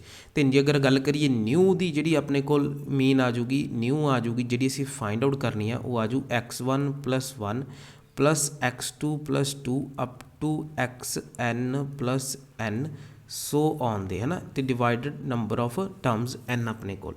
ਨੈਕਸਟ ਹੁਣ ਰਾਜੇ ਅਸੀਂ ਗੱਲ ਕਰੀਏ ਕਿ ਜਿਹੜਾ ਆਹ x ਬਾਰ ਨਿਊ ਹੈ, ਇਹਨੂੰ ਅਸੀਂ ਉੱਪਰ ਨਿਊਮੀਨੇਟਰ ਨੂੰ ਇਸ ਤਰ੍ਹਾਂ ਵੀ ਲਿਖ ਸਕਦੇ ਹਾਂ x1 + x2 x1 + x2 + x3 up to xn ਦੇ, ਤੇ ਜਿਹੜੀ ਆ ਟਰਮਸ ਨੇ 1 + 2 + ਅਪ ਟੂ n, ਇਹਨੂੰ ਮੈਂ ਅਲੱਗ ਤੋਂ ਲਿਖ ਲਿਆ, ਨੀਚੇ ਆ ਗਿਆ n।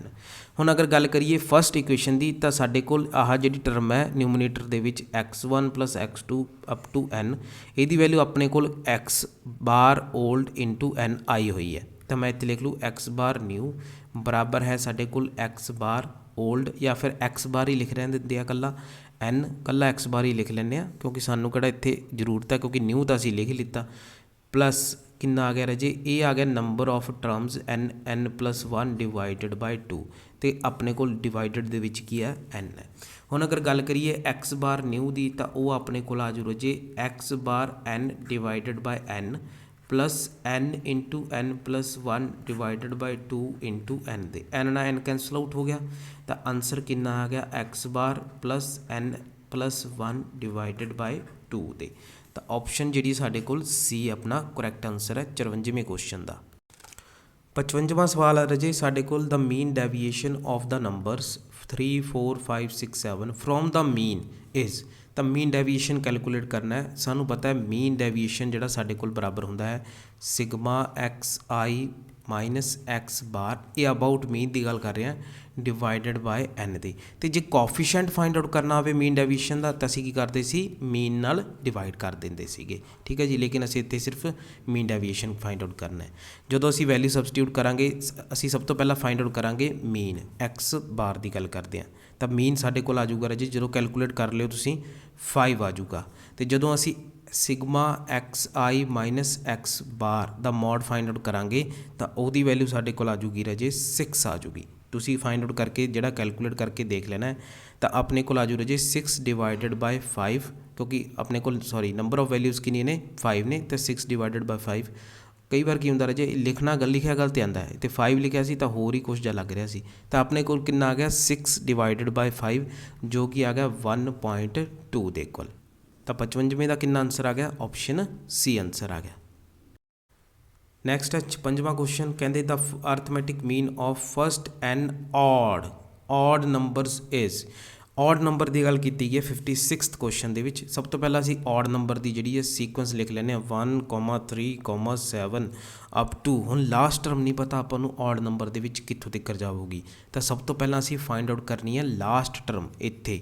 ਤਾਂ ਲਾਸਟ ਟਰਮ ਨੂੰ ਅਸੀਂ ਐਲ ਨਾਲ ਜਾਂ ਫਿਰ an ਨਾਲ ਰਿਪਰਜੈਂਟ ਕਰਦੇ ਹਾਂ, ਜੋ ਸਾਡੇ ਕੋਲ ਬਰਾਬਰ ਹੁੰਦਾ a + n - 1 ਇੰਟੂ d ਦੇ।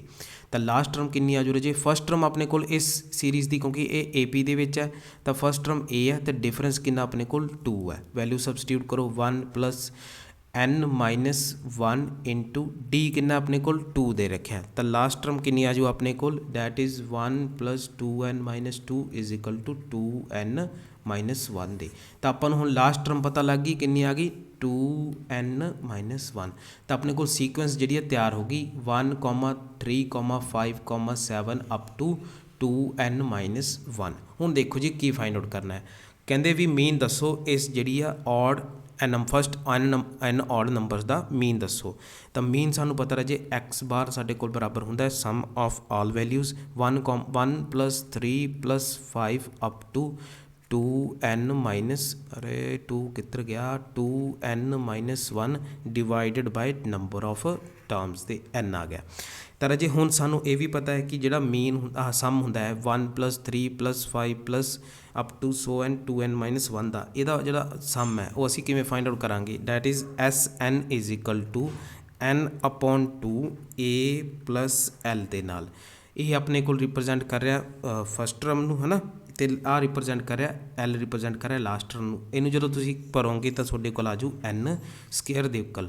ਤਾਂ ਮੀਨ ਕਿੰਨਾ ਆ ਗਿਆ ਰਾਜੇ, ਇਹ ਸਾਰੇ ਦਾ ਸਮ ਆਪਣੇ ਕੋਲ ਕਿੰਨਾ ਆ ਗਿਆ n², ਤਾਂ n² divided by n, answer ਕਿੰਨਾ ਆ ਗਿਆ n। ਤਾਂ ਆਪਸ਼ਨ ਕੀ ਆ ਗਈ ਆਪਣੀ 56ਵੇਂ ਦੀ A ਆ ਗਈ ਕਰੈਕਟ ਆਨਸਰ। ਨੈਕਸਟ ਹੈ ਜੀ ਕੁਐਸਚਨ ਨੰਬਰ 57, ਜਿਸ 'ਚ ਅਸੀਂ ਸਟੈਂਡਰਡ ਡੈਵੀਏਸ਼ਨ ਪਤਾ ਕਰਨਾ, ਸਾਨੂੰ ਆਬਜ਼ਰਵੇਸ਼ਨਸ ਦੇ ਰੱਖੀਆਂ ਨੇ।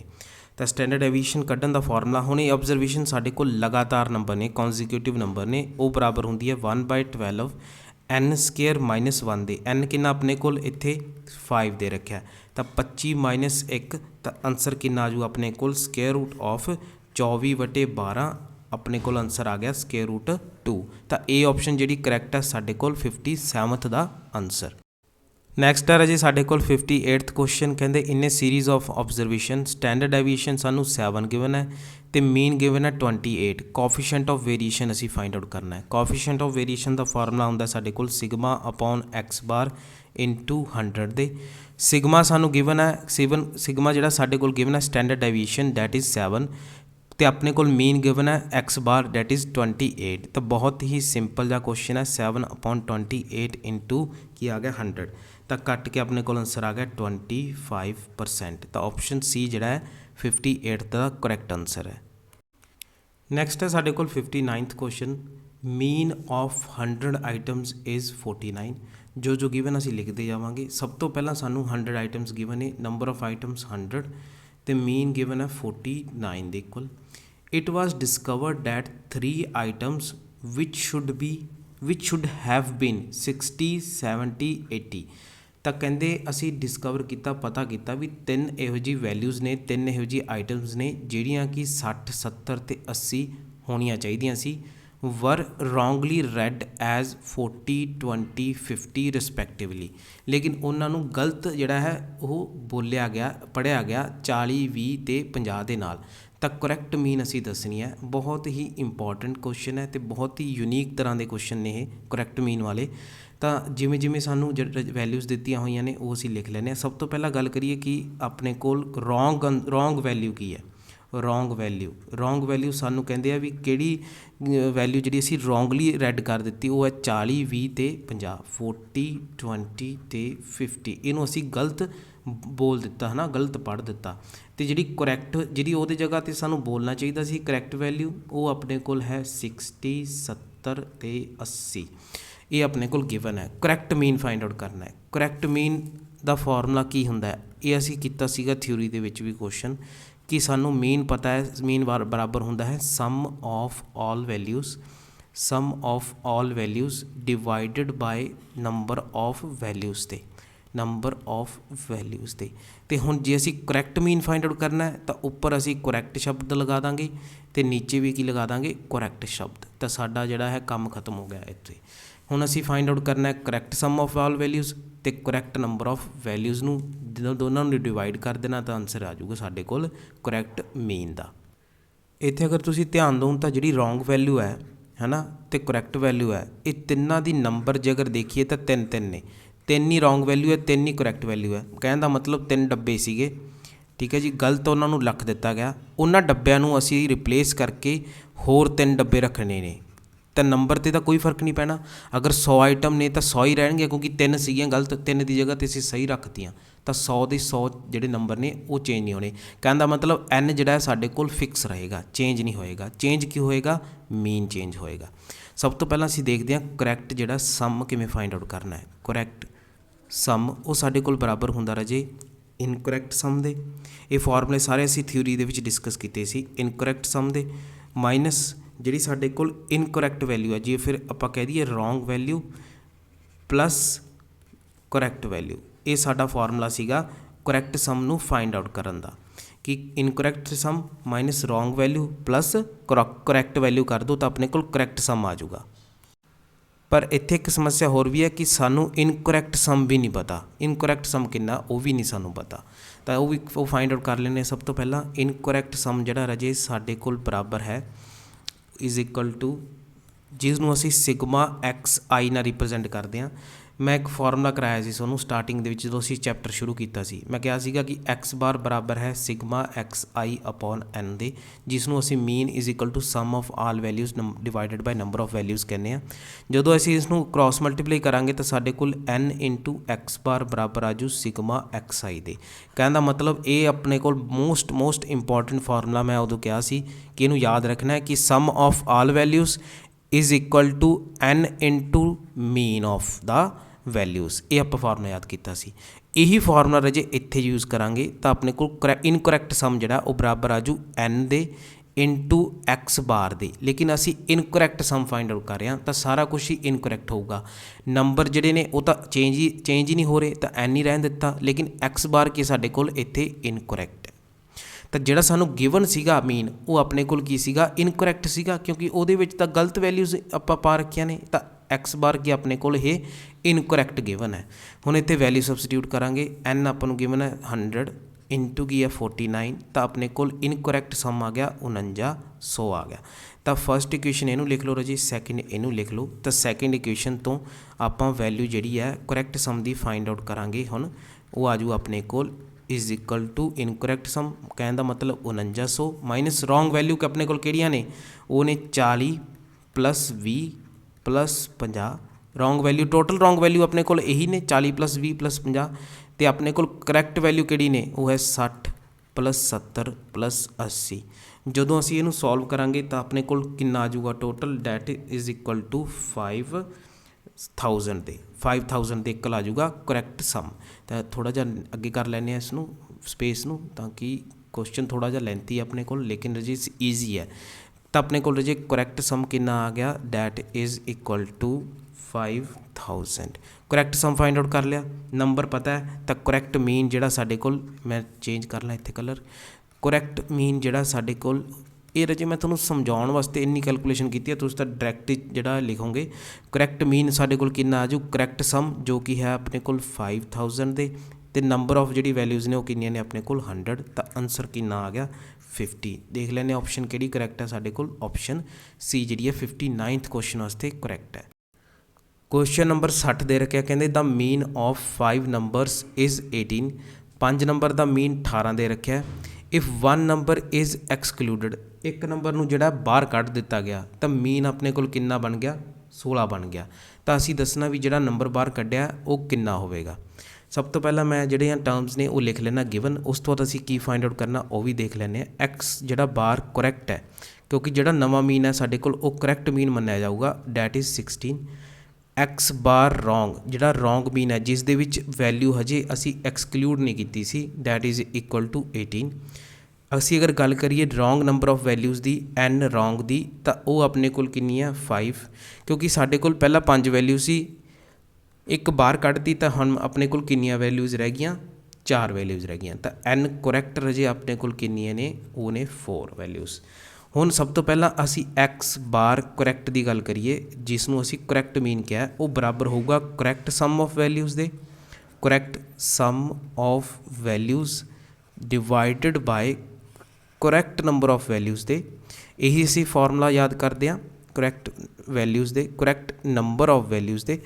करैक्ट सम ऑफ वैल्यू साडे कोल कितना हैगा पता नहीं हैगा, सानू करैक्ट सम नहीं पता। तो करैक्ट नंबर ऑफ वैल्यूज़ कितनियां ने वो सानू पता है, डैट इज़ इक्वल टू 4। तो मीन जिहड़ा साडे कोल एक्स करैक्ट उहदी वैल्यू कितनी दे रखी है रजे, डैट इज़ इक्वल टू 16। तो अपने कोल इत्थे उपर की है सम। हुण अगर देखिए क्रॉस मल्टीप्लाई करके तो करैक्ट सम साडे कोल कितना आ जाऊगा, that is equal to 16 into 4 दे। तो आंसर आ गया अपने कोल 64 आ गया। इनू असी इक्वेशन 1 का नाम दे दिया। नैक्सट अगे देखते हैं करैक्ट सम साडे कोल किस दे बराबर होंदा है। क्यों मैं फाइंड आउट कर रहा करैक्ट सम नूं, क्यों मैं फाइंड आउट किया उस हुणी इस फार्मूले तो पता लग जू। करैक्ट सम रजे बराबर होंदा है इनकरैक्ट सम माइनस एक्सक्लूडिड वैल्यू दे। जिहड़ी एक्सक्लूडिड वैल्यू या एक्सक्लूडिड टर्म है उन्होंने असी माइनस कर देंगे इनकरैक्ट सम दे विचों, ਤਾਂ ਆਪਣੇ ਕੋਲ ਕਰੈਕਟ ਸਮ ਆ ਜਾਊਗਾ। ਹੁਣ ਮੈਂ ਇੱਥੇ ਸਿਰਫ ਮਾਈਨਸ ਕਿਉਂ ਕੀਤਾ ਟਰਮ ਨੂੰ, ਇੱਥੇ ਐਡ ਕਿਉਂ ਨਹੀਂ ਕੀਤਾ, ਕਿਉਂਕਿ ਰਾਜੇ ਉਹਨਾਂ ਨੇ ਮੈਨੂੰ ਸਿਰਫ ਇੰਨਾ ਕਿਹਾ ਕਿ ਇੱਕ ਟਰਮ ਕੱਢ ਲਈ, ਪਰ ਉਹਦੀ ਜਗ੍ਹਾ ਰਿਪਲੇਸ ਨਹੀਂ ਅਸੀਂ ਕੁਛ ਕੀਤਾ, ਇੱਕ ਵੈਲਿਊ ਨੂੰ ਬਾਹਰ ਹੀ ਕੱਢ ਲਿਆ, ਇਸ ਕਰਕੇ ਮੈਂ ਮਾਈਨਸ ਕੀਤਾ ਉਹ ਟਰਮ ਨੂੰ ਜਿਹੜੀ ਉਹ ਟੋਟਲ ਦੇ ਵਿੱਚੋਂ ਬਾਹਰ ਕੱਢ ਲਈ। ਤਾਂ ਆਪਣੇ ਕੋਲ ਕਰੈਕਟ ਸਮ ਕਿੰਨਾ ਆ ਜਾਊਗਾ, that is equal to incorrect sum ਸਾਨੂੰ ਦੇ ਰੱਖਿਆ, ਉਹ ਆਪਾਂ ਨੂੰ ਪਤਾ ਨਹੀਂ, IS ਲਿਖ ਲਿਆ ਹੈ ਨਾ ਜੀ, ਮਾਈਨਸ ਕਿਹਦੇ ਆ ਜਾਊਗਾ ਆਪਣੇ ਕੋਲ ਐਕਸਕਲੂਡਡ ਵੈਲਿਊ ਜਿਹੜੀ ਆ ਉਹ ਵੀ ਆਪਾਂ ਨੂੰ ਨਹੀਂ ਪਤਾ, ਉਹਨੂੰ ਸਪੋਜ਼ ਮੈਂ x ਮੰਨ ਲਿਆ, ਐਕਸਕਲੂਡਡ ਵੈਲਿਊ ਜਿਹੜੀ ਹੈ ਐਕਸਕਲੂਡਡ ਟਰਮ ਹੈ ਉਹਨੂੰ ਮੈਂ ਸਪੋਜ਼ ਕੀ ਮੰਨ ਲਿਆ, x ਮੰਨ ਲਿਆ। ਅਤੇ ਕਰੈਕਟ ਸਮ ਸਾਡੇ ਕੋਲ ਕਿਹਦੇ ਬਰਾਬਰ ਹੈ, ਉਹ ਬਰਾਬਰ ਹੈ 64 ਦੇ, ਅਸੀਂ ਫਸਟ ਇਕੁਏਸ਼ਨ ਦੇ ਵਿੱਚ ਫਾਈਂਡ ਆਊਟ ਕੀਤਾ ਸੀ, ਤਾਂ ਇਹਨੂੰ ਇਕੁਏਸ਼ਨ ਨੰਬਰ 2 ਮੰਨ ਲਓ। ਨੈਕਸਟ ਸਾਡੇ ਕੋਲ IS ਜੇ ਪਤਾ ਲੱਗ ਗਿਆ, ਜਿਹਨੂੰ ਅਸੀਂ ਇਨਕਰੈਕਟ ਸਮ ਕਿਹਾ ਹੈ, ਤਾਂ ਆਪਣਾ ਆਨਸਰ ਹੋ ਜੂ। ਇਨਕਰੈਕਟ ਸਮ ਹੁਣ ਕਿੱਥੋਂ ਆਊਗਾ, ਉਹ ਫਾਰਮੂਲਾ ਆਪਣੇ ਕੋਲ ਹੈਗਾ ਸਿਗਮਾ XI ਬਰਾਬਰ ਹੈ x ਬਾਰ ਇੰਟੂ n ਦੇ। Incorrect sum is equal to incorrect mean into incorrect number of values ਦੇ, ਤਾਂ that is equal to 18 into 5 90। ਤਾਂ IS ਦੀ ਵੈਲਿਊ ਆਪਣੇ ਕੋਲ ਕਿੰਨੀ ਆ ਗਈ, 90। ਜਦੋਂ ਅਸੀਂ ਇਕੁਏਸ਼ਨ 2 ਦੇ ਵਿੱਚ IS ਦੀ ਵੈਲਿਊ 90 ਸਬਸਟੀਟਿਊਟ ਕੀਤੀ ਤਾਂ x ਰਜੇ ਆਪਣੇ ਕੋਲ ਕਿੰਨਾ ਆ ਗਿਆ, 90 ਮਾਈਨਸ 64 ਦੇ, ਤਾਂ ਆਨਸਰ ਆ ਗਿਆ ਆਪਣੇ ਕੋਲ 26। ਤਾਂ ਆਪਸ਼ਨ ਕਿਹੜੀ ਆ ਗਈ ਆਪਣੇ ਕੋਲ, ਇੱਥੋਂ ਦੇਖੀਏ ਤਾਂ ਆਪਸ਼ਨ C ਜਿਹੜਾ ਕਰੈਕਟ ਆਨਸਰ ਆ ਗਿਆ 60 ਕੁਐਸਚਨ ਦਾ। ਲੈਂਥੀ ਕੁਐਸਚਨ ਹੈ, ਲੇਕਿਨ ਇਹਦੇ ਵਿੱਚ ਇਹੋ ਜਿਹੀ ਇੱਕ ਵੀ ਚੀਜ਼ ਹੈ ਨਹੀਂ ਜਿਹੜੀ ਆਪਾਂ ਨਾ ਪੜ੍ਹੀ ਹੋਵੇ, ਜਿਹੜਾ ਫਾਰਮੂਲਾ ਅਸੀਂ ਨਾ ਕੀਤਾ ਹੋਵੇ।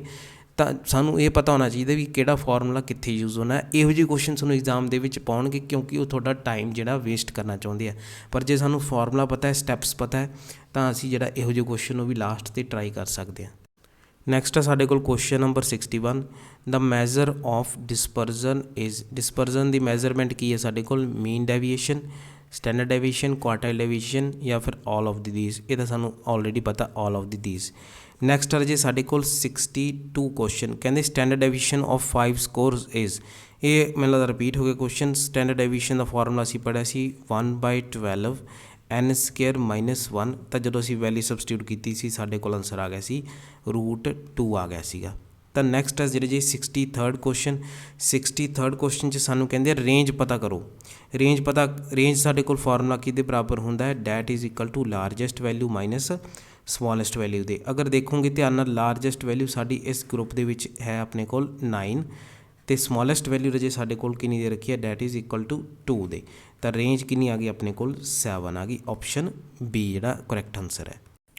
64 ਕੁਐਸਚਨ 'ਚ ਸਾਨੂੰ ਕਿਹਾ ਗਿਆ, ਕਹਿੰਦਾ the variance of the first n natural number is, variance ਕੱਢਣਾ ਹੈ, ਮਤਲਬ ਕਿ ਅਸੀਂ ਫਾਈਂਡ ਆਊਟ ਕਰਨਾ ਹੈ ਸਿਗਮਾ ਸਕੇਅਰ ਨੂੰ। ਤਾਂ ਸਿਗਮਾ ਸਕੇਅਰ ਫਾਈਂਡ ਆਊਟ ਕਰਨ ਲਈ ਅਸੀਂ ਫਾਈਂਡ ਆਊਟ ਕਰਾਂਗੇ ਸਿਗਮਾ ਜੋ ਹੈ standard deviation.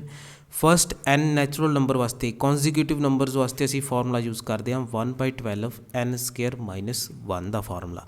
Natural number n ਨੇ, ਤਾਂ ਆਪਣੇ ਕੋਲ ਸਿਗਮਾ ਕਾਹਦੇ ਬਰਾਬਰ ਆ ਗਿਆ 1/12 n ਸਕੇਅਰ ਮਾਈਨਸ 1 ਦੇ, ਅਤੇ ਸਿਗਮਾ ਸਕੇਅਰ ਦੀ ਵੈਲਿਊ ਫਾਈਂਡ ਆਊਟ ਕਰਾਂਗੇ, that is equal to 1/12 n square minus 1 ਆ ਜਾਏਗੀ ਸਾਡੇ ਕੋਲ।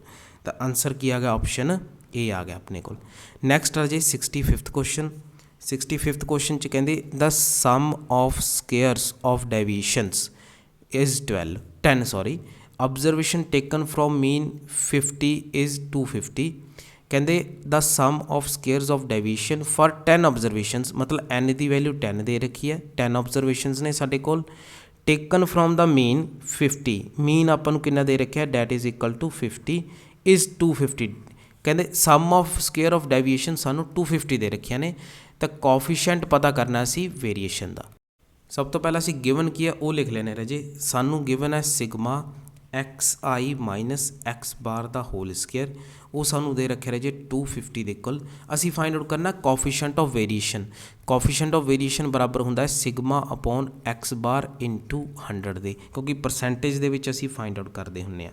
ਹੁਣ ਸਭ ਤੋਂ ਪਹਿਲਾਂ ਸਾਨੂੰ ਲੋੜ ਹੈ ਸਿਗਮਾ ਦੀ। ਸਿਗਮਾ ਅਸੀਂ ਕਿਸ ਤਰ੍ਹਾਂ ਫਾਈਂਡ ਆਊਟ ਕਰਦੇ ਸੀ, ਸਕੇਅਰ ਰੂਟ, ਕਿਉਂਕਿ ਸਿਗਮਾ ਦਾ ਅਸੀਂ ਦੂਸਰਾ ਨਾਮ ਰੱਖਿਆ ਸੀ ਰੂਟ ਮੀਨ ਸਕੇਅਰ ਡੈਵੀਏਸ਼ਨ, ਇਹ ਅਸੀਂ ਨਾਮ ਰੱਖਿਆ ਸੀਗਾ ਸਿਗਮਾ ਦਾ, root of mean of square deviation, ਜਿਸ ਦਾ ਮਤਲਬ ਹੈ square root of sigma XI minus x bar ਦਾ whole square divided by n। ये फार्मूला सीगा अपना स्टैंडर्ड डेविएशन फाइंड आउट करन दा। तो इस फार्मूले के अकॉर्डिंग सानू सब तो पहला जी गिवन टर्म है that is sigma x i minus x bar the whole square, जिसनों असी sum of square of deviation कहने हैं। ਜਿਹੜੇ ਬੱਚੇ ਨੂੰ ਤਾਂ ਦੂਸਰਾ ਨਾਮ ਪਤਾ ਹੈ रूट मीन स्केयर डेविएशन, ਉਹਨੂੰ ਤਾਂ ਪਤਾ ਲੱਗ ਗਿਆ ਵੀ ਸਾਨੂੰ ਕੀ ਗਿਵਨ ਹੈ। ਜਿਹਨੇ ਨਹੀਂ ਪੜ੍ਹਿਆ ਹੈ ਫਾਰਮੂਲਾ ਜਾਂ ਜਿਹਨੇ ਥਿਊਰੀ ਚੰਗੀ ਤਰ੍ਹਾਂ ਨਹੀਂ ਪੜ੍ਹੀ ਉਹਦੇ ਲਈ ਰਾਜੇ ਮੁਸ਼ਕਿਲ ਹੈ। n ਦੀ ਵੈਲਿਊ ਸਾਨੂੰ 10 ਦੇ ਰੱਖੀ ਹੈ, ਮੀਨ ਜਿਹੜਾ ਸਾਨੂੰ 50 ਦੇ ਰੱਖਿਆ ਹੈ ਨਾ। ਹੁਣ ਸਭ ਤੋਂ ਪਹਿਲਾਂ ਅਸੀਂ ਕੀ ਕਰਨਾ ਹੈ, ਸਿਗਮਾ ਫਾਈਂਡ ਆਊਟ ਕਰਨਾ ਹੈ। ਤਾਂ ਸਿਗਮਾ ਆਜੂ ਸਾਡੇ ਕੋਲ ਸਕੇਅਰ रूट ਆਫ ਆਪਣੇ ਕੋਲ 2 ਇੱਥੇ ਆਜੂ ਰਾਜੇ ਆਪਣੇ ਕੋਲ 250 ਵੈਲਿਊ ਕਿੰਨੀ ਆਜੂ 250 ਡਿਵਾਈਡਡ ਬਾਏ ਆਪਣੇ ਕੋਲ ਇੱਥੇ ਕਿੰਨਾ ਆਜੂਗਾ ਰਾਜੇ 50 सॉरी n वैल्यू कितनी दे रखी है 10, तो आंसर कितना आ गया 5 आ गया। तो सिग्मा 5 आ गया। हुण जो असी CV दे विच वैल्यू सबस्टिट्यूट करांगे तो 5 अपॉन x बार कितना अपने कोल that is equal to 50 into कितना आ गया 100। 0 ना 0 कैंसल आउट होगी तो अपने कोल 10% जिहड़ा आंसर आ गया 65th क्वेश्चन का ऑप्शन B आ गई। नैक्सट आ जी अपने कोल क्वेश्चन नंबर 66 कहते if the arithmetic mean of first n natural number is 15 then n is equal to arithmetic mean x bar बराबर है साढ़े कोल फर्स्ट n नैचुरल नंबर का that is equal to n plus 1 divided by 2। बार बार नहीं मैं इनू सॉल्व करूँगा तो डायरैक्ट लिख रहा x बार साढ़े कोल बराबर है n प्लस 1 डिवाइडेड बाई 2 दे ते सानू जिहड़ा मीन कितना दे रखा है दैट इज़ इक्वल टू 15 दे रखा है। Implies that 30 is equal to n plus 1 दे n कितना आ गया अपने को 29 आ गया। ऑप्शन डी जी है करैक्ट आंसर है 66 का।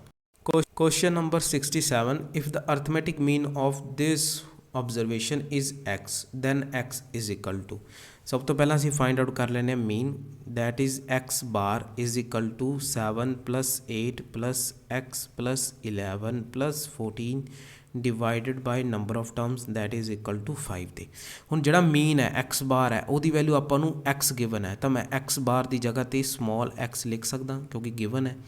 नैक्सट जी असीं जदों इहनूं क्रॉस मल्टीप्लाई करांगे अपने कोल आजू 5x is equal to 40 plus x आजूगा तो इत्थों अपने कोल 4x बराबर आजू 40 दे ते x कितना आ गया अपने कोल 10 आ गया। बड़े ही सिंपल जे क्वेश्चन ने।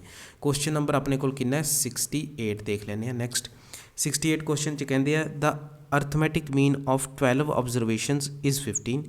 तो 12 ऑब्जरवेशन ने मीन दे रखा अपने को 15। If 2 observations 20 and 25 are removed, 2 observation remove ही कर दिता तो n न्यू कितना आ जाऊगा अपने को 10 आ जाऊगा। 2 तो कढ़ ही दी observations. Then the arithmetic mean of the remaining observations is तो असी दसना है भी x बार न्यू कितना होवेगा। राजे ये क्वेश्चन मैं नहीं करवाऊँगा क्योंकि ये 2 क्वेश्चन ऑलरेडी इहो जे मैं करवाते तो तुसी इसनूं फाइंड आउट करना है तो कमेंट बॉक्स के विच मैनूं जिहड़ा आंसर अपना दसना है। नैक्सट है जी क्वेश्चन नंबर 69 साडे कोल कहते मीडियन फाइंड आउट करो इस डाटा का। बड़ा ही सिंपल जा कंसैप्ट है। स्टैप 1 सानू पता है असी की करांगे इनू इनक्रीजिंग ऑर्डर दे विच लिखांगे। इनक्रीजिंग ऑर्डर दे विच लिखांगे तो साडे कोल जिहड़ी है 5 6 7 8 9 10 दे रखी इनक्रीजिंग ऑर्डर दे विच तो मीडियन अपने कोल कितना आ जाऊगा राजे वो दैट इज़ 15/2 तो अपने कोल 7.5 आजू। 15 अपने कोल कित्थों आया क्योंकि अपने कोल इत्थे जिहड़ियां नंबर ऑफ वैल्यूज़ ने वो अपने कोल ईवन ने तो मीडियन कितना आ जाऊगा 7 + 8/2 आ जाऊगा दैट इज़ 7.5। तो सी ऑप्शन जी साडे कोल करैक्ट आ जाऊ। नैक्सट है साडे कोल क्वेश्चन नंबर 70। 70वें सवाल दे विच रजे ज़्यादा फिजिक्स के कंसैप्ट यूज़ किए गए हैं इसलिए मैं 70वां सवाल जिहड़ा पूरा एक्सप्लेन करूँगा तुहानूं। कहंदे एक car complete the first half of its journey with speed v1। कोई कार जा रही है जी साडे कोल अस्से उन्हां कार दे उत्ते एक कार जा रही है साडी मेरी ड्राइंग इस तरह की है। कार जिहड़ी अपनी जा रही है वो कहंदे first half of its journey उन्हें कंप्लीट किया with speed v1 and the rest half with speed v2। जदों कार ने पूरा सफ़र किया तब अद्धा सफ़र v1 स्पीड ना किया अद्धा सफ़र v2 ना किया। ये एग्जाम्पल असी गल करिए नॉर्मल डेली लाइफ की गल करिए सपोज असी जा रहे हैं मान लो सपोज पटियाला तो चंडीगढ़ जा रहे हैं ठीक है जी। पटियाले तो चंडीगढ़ जा रहे हैं ये साडे कोल रोड है सपोज सीधा सड़क है पटियाले तो चंडीगढ़ जा रहे हैं। पटियाले तो चंडीगढ़ जाने वास्ते असी जिहड़ा पूरा सफ़र नूं 2 हिस्सों 'च वंड लिया ठीक है जी। पहला जिहड़ा हिस्सा है उस दे विच असीं गड्डी जिहड़ी है V1 स्पीड नाल चलाई है, सपोज सानूं नहीं पता किन्नी स्पीड है। जिहड़ा दूजा हिस्सा गा उहनूं असीं ਉਹਦੇ ਵਿੱਚ ਅਸੀਂ ਗੱਡੀ ਚਲਾਈ ਹੈ V2 स्पीड ਦੇ ਨਾਲ। ठीक है जी, ਇੱਥੋਂ ਤੱਕ ਸਾਨੂੰ ਗੱਲ ਕਹੀ ਹੈ। ਤਾਂ ਕਹਿੰਦੇ ਫਾਈਂਡ ਕਰੋ average speed of the car of the whole journey. ਸਭ ਤੋਂ ਪਹਿਲਾਂ ਅਸੀਂ ਕੀ ਕਰਾਂਗੇ, ਇੱਥੇ ਅਜ਼ੰਪਸ਼ਨ ਕਰਾਂਗੇ। ਅਜ਼ੰਪਸ਼ਨ ਕੀ ਨੇ, ਲੈਟ टोटल डिस्टेंस जिहड़ा है, क्योंकि सानू टोटल डिस्टेंस जिहड़ा नहीं पता भी कार ने कितना तय किया, इस करके असी टोटल डिस्टेंस जिहड़ा रजे वो डी सपोज कर लिया। जदों पहले हाफ, क्योंकि ये हाफ है, ये अद्धा ये सफ़र है, अद्धा ये सफ़र है, टोटल जिहड़ा अपने कोल ओहनूं आपां किन्ना मन्निया, डी मन्निया डिस्टेंस नूं। ठीक है, तो आ सफ़र कितना हो गया D/2, ये भी कितना हो गया D/2, क्योंकि हाफ हाफ क्या ना ने, फस्ट हाफ फिर उन्हें क्या रैसट हाफ मतलब दूसरा हाफ। तो इनू सपोज ए कह लो, इनू बी पॉइंट कह लो, इनू सी पॉइंट कह लो। तो इत्थों तक जो कोई डाउट हो मैनू कमेंट बॉक्स के विच जरूर पूछना। तो टोटल डिस्टेंस अपने कोल डी है, फस्ट हाफ का डिस्टेंस जोड़ा अपने कोल D/2 है, सैकेंड हाफ का डिस्टेंस D/2 है। फस्ट हाफ की वेलोसिटी V1 है, सैकेंड हाफ की वेलोसिटी साडे कोल की है V2 है। इत्थों तक सारी गल्लां जिहड़ियां सानू समझ आ गईयां। हुण असीं की करांगे, सपोज करांगे भी लैट टोटल जिहड़ा टाइम है उन्होंने पटियाला तो लैके चंडीगढ़ पहुँचने तक उन्होंने सपोज T लग्या है ना। जिहड़ा फस्ट हाफ है AB की गल करिए, AB हाफ दे विच साडे कोल कितना टाइम लगूगा उस कार नूं, वो देख लैंदे आ। AB हाफ की गल कर रहे हैं, फस्ट हाफ दे विच वो जिहड़ा टाइम है, क्योंकि इत्थे स्पीड का जिहड़ा फॉर्मूला हुंदा है वो हुंदा है distance upon time. Speed is equal to हुंदा है डिस्टेंस अपॉन टाइम दे, ते जिहड़ा टाइम का फॉर्मूला हुंदा रजे वो बराबर हुंदा है डिस्टेंस अपॉन स्पीड दे। तुसीं अगर अपने मोटरसाइकिल दे या स्कूटरी दे स्पीडोमीटर देखोगे तो उत्थे लिखिया हुंदा speed kilometre per hour. Kilometre represent करदा डिस्टेंस नूं, आवर रिप्रजेंट करदा टाइम नूं। तो फॉर्मूला वो जिहड़ा है असीं इदां कैलकुलेट करदे हां स्पीड नूं डिस्टेंस अपॉन टाइम दे वैल्यू लैके। सब तो पहला ए बी डिस्टेंस A तो लैके B तक अद्ध जे च गया सी, भुख लगे B ते रोटी खाण बैग गए। तो AB जिहड़ा अपने कोल डिस्टेंस है ਉਹਦੇ ਵਿੱਚ ਜਿਹੜਾ टाइम लग्या उन्होंने ਉਹਨੂੰ ਅਸੀਂ T1 मान लिया, पहले हाफ का टाइम है ना। वो बराबर की अपने को डिस्टेंस अपॉन स्पीड दे। डिस्टेंस कितना तय किया उन्हें पहले हाफ च D/2, तो वेलोसिटी कितनी सी या स्पीड कितनी सी ਉਹਦੀ V1। तो T1 अपने को कितना आ गया, डैट इज़ D/2 V1 ਦੇ इक्वल आ गया। ਹੁਣ ਆਪਾਂ ਗੱਲ ਕਰਦੇ ਰਹੇ ਜੀ ਸੈਕਿੰਡ ਹਾਫ ਦੀ। ਸੈਕਿੰਡ ਹਾਫ ਆਪਣੇ ਕੋਲ ਕਿੰਨਾ ਹੈ, ਉਹ ਹੈਗਾ B ਤੋਂ ਲੈ ਕੇ C ਤੱਕ ਦਾ ਡਿਸਟੈਂਸ। ਤਾਂ ਉਹਦੇ ਵਿੱਚ ਸਾਡੇ ਕੋਲ T2 ਜੋ ਕਿ ਟਾਈਮ ਹੈ B ਤੋਂ ਲੈ ਕੇ C ਤੱਕ ਗੱਡੀ ਨੇ ਟਰੈਵਲ ਕੀਤਾ, that is equal to D/2 distance upon velocity ਵਿਚ ਇਜ਼ ਇਕੁਅਲ ਟੂ V2 ਦੇ। ਤਾਂ ਆਪਣੇ ਕੋਲ T2 ਕਿੰਨਾ ਆ ਗਿਆ, D/2 V2 ਦੇ ਇਕੁਅਲ ਆ ਗਿਆ। ਇੱਥੇ ਵੀ ਅਸੀਂ ਇੱਕ ਸਪੇਸ ਬਚਾ ਲੈਂਦੇ ਹਾਂ, D/2 V1 ਆ ਗਿਆ। ਤਾਂ ਇੱਥੇ ਆਪਣੇ ਕੋਲ T1 ਦੀ ਵੈਲਿਊ ਵੀ ਆ ਗਈ, T2 ਦੀ ਵੈਲਿਊ ਵੀ ਆ ਗਈ। ਹੁਣ ਅਸੀਂ ਜਿਹੜਾ ਫਾइंड आउट करना है वो फाइंड आउट करना है एवरेज वेलोसिटी ਨੂੰ, एवरेज स्पीड ਨੂੰ, सॉरी एवरेज स्पीड ਨੂੰ। वेलोसिटी ਤੇ स्पीड ਦੇ ਵਿੱਚ ਇਹੀ ਡਿਫਰੈਂਸ ਹੁੰਦਾ ਕਿ वेलोसिटी ਇੱਕ ਪਾਰਟਿਕੂਲਰ ਡਾਇਰੈਕਸ਼ਨ ਨੂੰ ਰਿਪਰੈਜ਼ੈਂਟ ਕਰਦੀ ਹੈ, ਆਪਣੇ ਕੋਲ ਵੈਕਟਰ ਕੁਆਂਟਿਟੀ ਹੈ, स्पीड ਆਪਣੇ ਕੋਲ ਸਕੇਲਰ ਕੁਆਂਟਿਟੀ ਹੈ, ਉਹਦੀ ਡਾਇਰੈਕਸ਼ਨ ਨੂੰ ਰਿਪਰੈਜ਼ੈਂਟ ਨਹੀਂ ਕਰਦੇ, ਅਸੀਂ ਨਹੀਂ ਕਰਦੇ, ਮਤਲਬ ਵੀ ਉਹਦੀ ਉਹ ਨਹੀਂ ਹੁੰਦੀ, ਡਾਇਰੈਕਸ਼ਨ ਨਹੀਂ ਹੁੰਦੀ। ਤਾਂ ਐਵਰੇਜ ਸਪੀਡ ਸਾਡੇ ਕੋਲ ਰਜੇ ਬਰਾਬਰ ਹੈ डिस्टेंस अपॉन टाइम दे। एवरेज स्पीड अपने को इक्वल है average distance, that is average distance AD divided by average time दे। एवरेज डिस्टेंस साढ़े कोल कितना, एवरेज डिस्टेंस मतलब total distance, that is equal to D, क्योंकि असी टोटल डिस्टेंस की मन्निया D मन्निया। हुण गल करिए अपने एवरेज टाइम की, तो वह बराबर है T1 प्लस T2 के इक्वल। थोड़ी जी स्पेस घट गई अपने कोल। तो एवरेज स्पीड जिसनों असी मैं V नाल रिप्रजेंट किया वो अपने को आ जू रजे D/, T1 की वैल्यू अपने को कितनी फाइंड आउट की सी, that is D/2 V1। T2 की वैल्यू फाइंड आउट की असी D/2 V2 के इक्वल। इतने दोनों वैल्यू सबसटीट्यूट करती, ऊपर D है, नीचे अपने को रजे D/2 कॉमन आ गया, तो 1/V1 प्लस 1/V2 असी लिख लिया। आ D नाल D कैंसल हो गया, 2 जिहड़ा अपने कोल वो चला जाऊ न्यूमीनेटर दे विच। तो अपने कोल कितना आ गया answer, that is V is equal to ਇੱਥੇ ਆਪਾਂ ਕੀ ਲਿਖ ਸਕਦੇ ਹਾਂ, ਇੱਥੇ ਹੀ ਕਰ ਦਿੰਦੇ ਹਾਂ, ਸਪੇਸ ਹੀ ਹੈ ਨਹੀਂ ਆਪਣੇ ਕੋਲ। ਇੱਥੇ ਰਾਜੇ ਹੁਣ ਦੇਖੋ ਆ ਜਿਹੜਾ ਡਿਨੋਮੀਨੇਟਰ ਹੈ ਇਸ ਦੇ ਵਿੱਚ ਜਦੋਂ ਅਸੀਂ ਇਹਨੂੰ ਐਲਸੀਐਮ ਲਾਵਾਂਗੇ ਤੇ ਆਪਣੇ ਕੋਲ ਕੀ ਬਣ ਜੂਗਾ, ਆਪਣੇ ਕੋਲ ਆ ਜੂਗਾ ਰਾਜੇ v1 ਪਲਸ v2 ਡਿਵਾਈਡਡ ਬਾਈ v1 ਇੰਟੂ v2। ਫਿਰ ਜਦੋਂ ਅਸੀਂ ਬ੍ਰੈਕਟ ਨੂੰ ਓਪਨ ਕਰ ਦਾਂਗੇ, ਜਿਹੜੀ ਆਹ v1 ਇੰਟੂ v2 ਹੈ ਇਹ ਆਪਣੇ ਕੋਲ ਵੈਲਿਊ ਕਿੱਥੇ ਚਲੀ ਜਾਊਗੀ, ਉੱਪਰ ਚਲੀ ਜਾਊਗੀ। ਤਾਂ ਆਨਸਰ ਕਿੰਨਾ ਆ ਗਿਆ ਰਾਜੇ 2v1 ਡਿਵਾਈਡਡ ਬਾਈ ਕਿੰਨਾ ਆ ਗਿਆ v1 ਪਲਸ v2 ਦੇ। ਤਾਂ ਆਪਸ਼ਨ ਜਿਹੜੀ ਆਪਣੇ ਕੋਲ ਏ ਕੀ ਹੈ, ਕਰੈਕਟ ਆਨਸਰ ਹੈ 70ਵੇਂ ਸਵਾਲ ਦਾ। ਥੋੜਾ ਫਿਜ਼ਿਕਸ ਨਾਲ ਰਿਲੇਟਡ ਸੀਗਾ, ਫਾਰਮੂਲਾ ਸੀਗਾ, ਲੇਕਿਨ ਐਵਰੇਜ ਦਾ ਕੰਸੈਪਟ ਆਇਆ ਇਸ ਲਈ ਮੈਂ ਇਹਨੂੰ ਇਸ 'ਚ ਕਰਵਾਇਆ ਹੈ। 71ਵਾਂ ਸਵਾਲ ਜਿਹੜਾ ਕਹਿੰਦੇ ਦੇਅਰ ਆਰ ਡੈਸ਼ ਡਿਸਾਈਲਸ, ਕਿੰਨੇ ਨੰਬਰ ਆਫ ਡਿਸਾਈਲਸ ਨੇ, ਟੋਟਲ ਆਪਣੇ ਕੋਲ 9 ਨੰਬਰ ਦੇ 9 ਨੇ, ਕਿਉਂਕਿ ਰਾਜੇ ਆਪਾਂ ਨੂੰ ਪਤਾ ਹੈ 9 ਡਿਸਾਈਲਸ ਜਿਹੜੇ ਨੇ ਉਹ 10 ਹਿੱਸਿਆਂ 'ਚ ਵੰਡਦੇ ਨੇ। ਇੱਥੇ ਇਹਨਾਂ ਨੇ ਡਿਸਾਈਲਸ ਪੁੱਛੇ ਨੇ ਵੀ ਕਿਹੜੇ ਨੇ, D1 D2 D3 up to D9। ਤਾਂ ਇਹਦਾ ਆਨਸਰ ਕੀ ਹੈ, ਸੀ ਆਪਸ਼ਨ ਕਰੈਕਟ ਆਨਸਰ ਹੈ 71ਵੇਂ ਦਾ। ਨੈਕਸਟ ਹੈ ਸਾਡੇ ਕੋਲ ਕੁਐਸਚਨ ਨੰਬਰ 72ਵੇਂ ਸਵਾਲ ਦੇ ਵਿੱਚ ਸਾਨੂੰ ਕਹਿੰਦੇ ਆ arithmetic mean of 7 consecutive number is 20, the largest of these numbers is. Arithmetic mean ਜਿਹੜਾ ਸਾਨੂੰ ਦੇ ਰੱਖਿਆ 20, ਅਸੀਂ ਦੱਸਣਾ ਹੈ ਵੀ ਜਿਹੜੀ ਸਾਡੇ ਕੋਲ ਆਬਜ਼ਰਵੇਸ਼ਨ ਹੈ, ਜਿਹੜੀ ਸਾਡੇ ਕੋਲ ਸੀਕੁਐਂਸ ਹੈ, ਉਹਦੇ ਵਿੱਚ ਸਭ ਤੋਂ ਵੱਡਾ ਨੰਬਰ ਕਿਹੜਾ ਹੋਵੇਗਾ, ਲਾਰਜੈਸਟ ਨੰਬਰ ਜਿਹੜਾ ਉਹ ਕਿਹੜਾ ਹੋਵੇਗਾ। ਸਭ ਤੋਂ ਪਹਿਲਾਂ ਗੱਲ ਕਰੀਏ ਰਾਜੇ, ਸਾਨੂੰ ਦੇ ਰੱਖਿਆ ਅਰਥਮੈਟਿਕ ਮੀਨ ਆਫ 7 ਕੰਸੀਕਿਊਟਿਵ ਨੰਬਰਸ, ਲਗਾਤਾਰ। ਅਸੀਂ ਜਿਹੜੇ ਲਗਾਤਾਰ ਨੰਬਰਸ ਨੇ ਉਸ ਨੂੰ ਕਿਸ ਤਰ੍ਹਾਂ ਸੀਕੁਐਂਸ ਦੇ ਰੂਪ ਦੇ ਵਿੱਚ ਲਿਖ ਸਕਦੇ ਹਾਂ। ਸਪੋਜ਼ ਪਹਿਲਾ ਨੰਬਰ x ਹੈ, ਦੂਸਰਾ ਨੰਬਰ ਉਸ ਤੋਂ ਇੱਕ ਜ਼ਿਆਦਾ, ਫਿਰ ਉਸ ਤੋਂ ਇੱਕ ਜ਼ਿਆਦਾ, ਫਿਰ ਇੱਕ ਜ਼ਿਆਦਾ ਨੰਬਰ, ਇਸ ਤਰ੍ਹਾਂ ਕਰਦੇ ਕਰਦੇ ਅਸੀਂ ਜੋ ਹੈ 7 ਕੰਸੀਕਿਊਟਿਵ ਨੰਬਰ ਜਿਹੜੇ ਆ ਲਿਖ ਲਾਂਗੇ।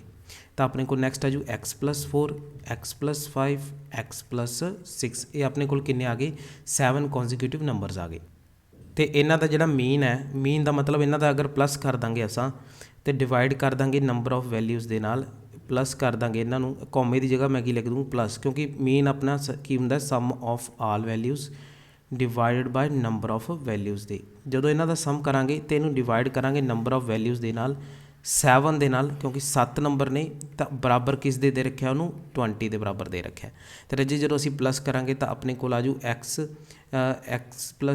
+3 +4 +5 +6 ਅਤੇ +7 7x ਆ ਜੂ ਆਪਣੇ ਕੋਲ, ਨਾਲ ਆ ਜੂ ਰਾਜੇ ਆਪਣੇ ਕੋਲ 1 3 3 3 6 6 4 10 15 15 +6 ਅਤੇ 21 ਆ ਜੂਗਾ, ਇਜ਼ ਇਕੁਅਲ ਟੂ ਕਿੰਨਾ ਆ ਜੂ ਰਾਜੇ 140 ਦੇ।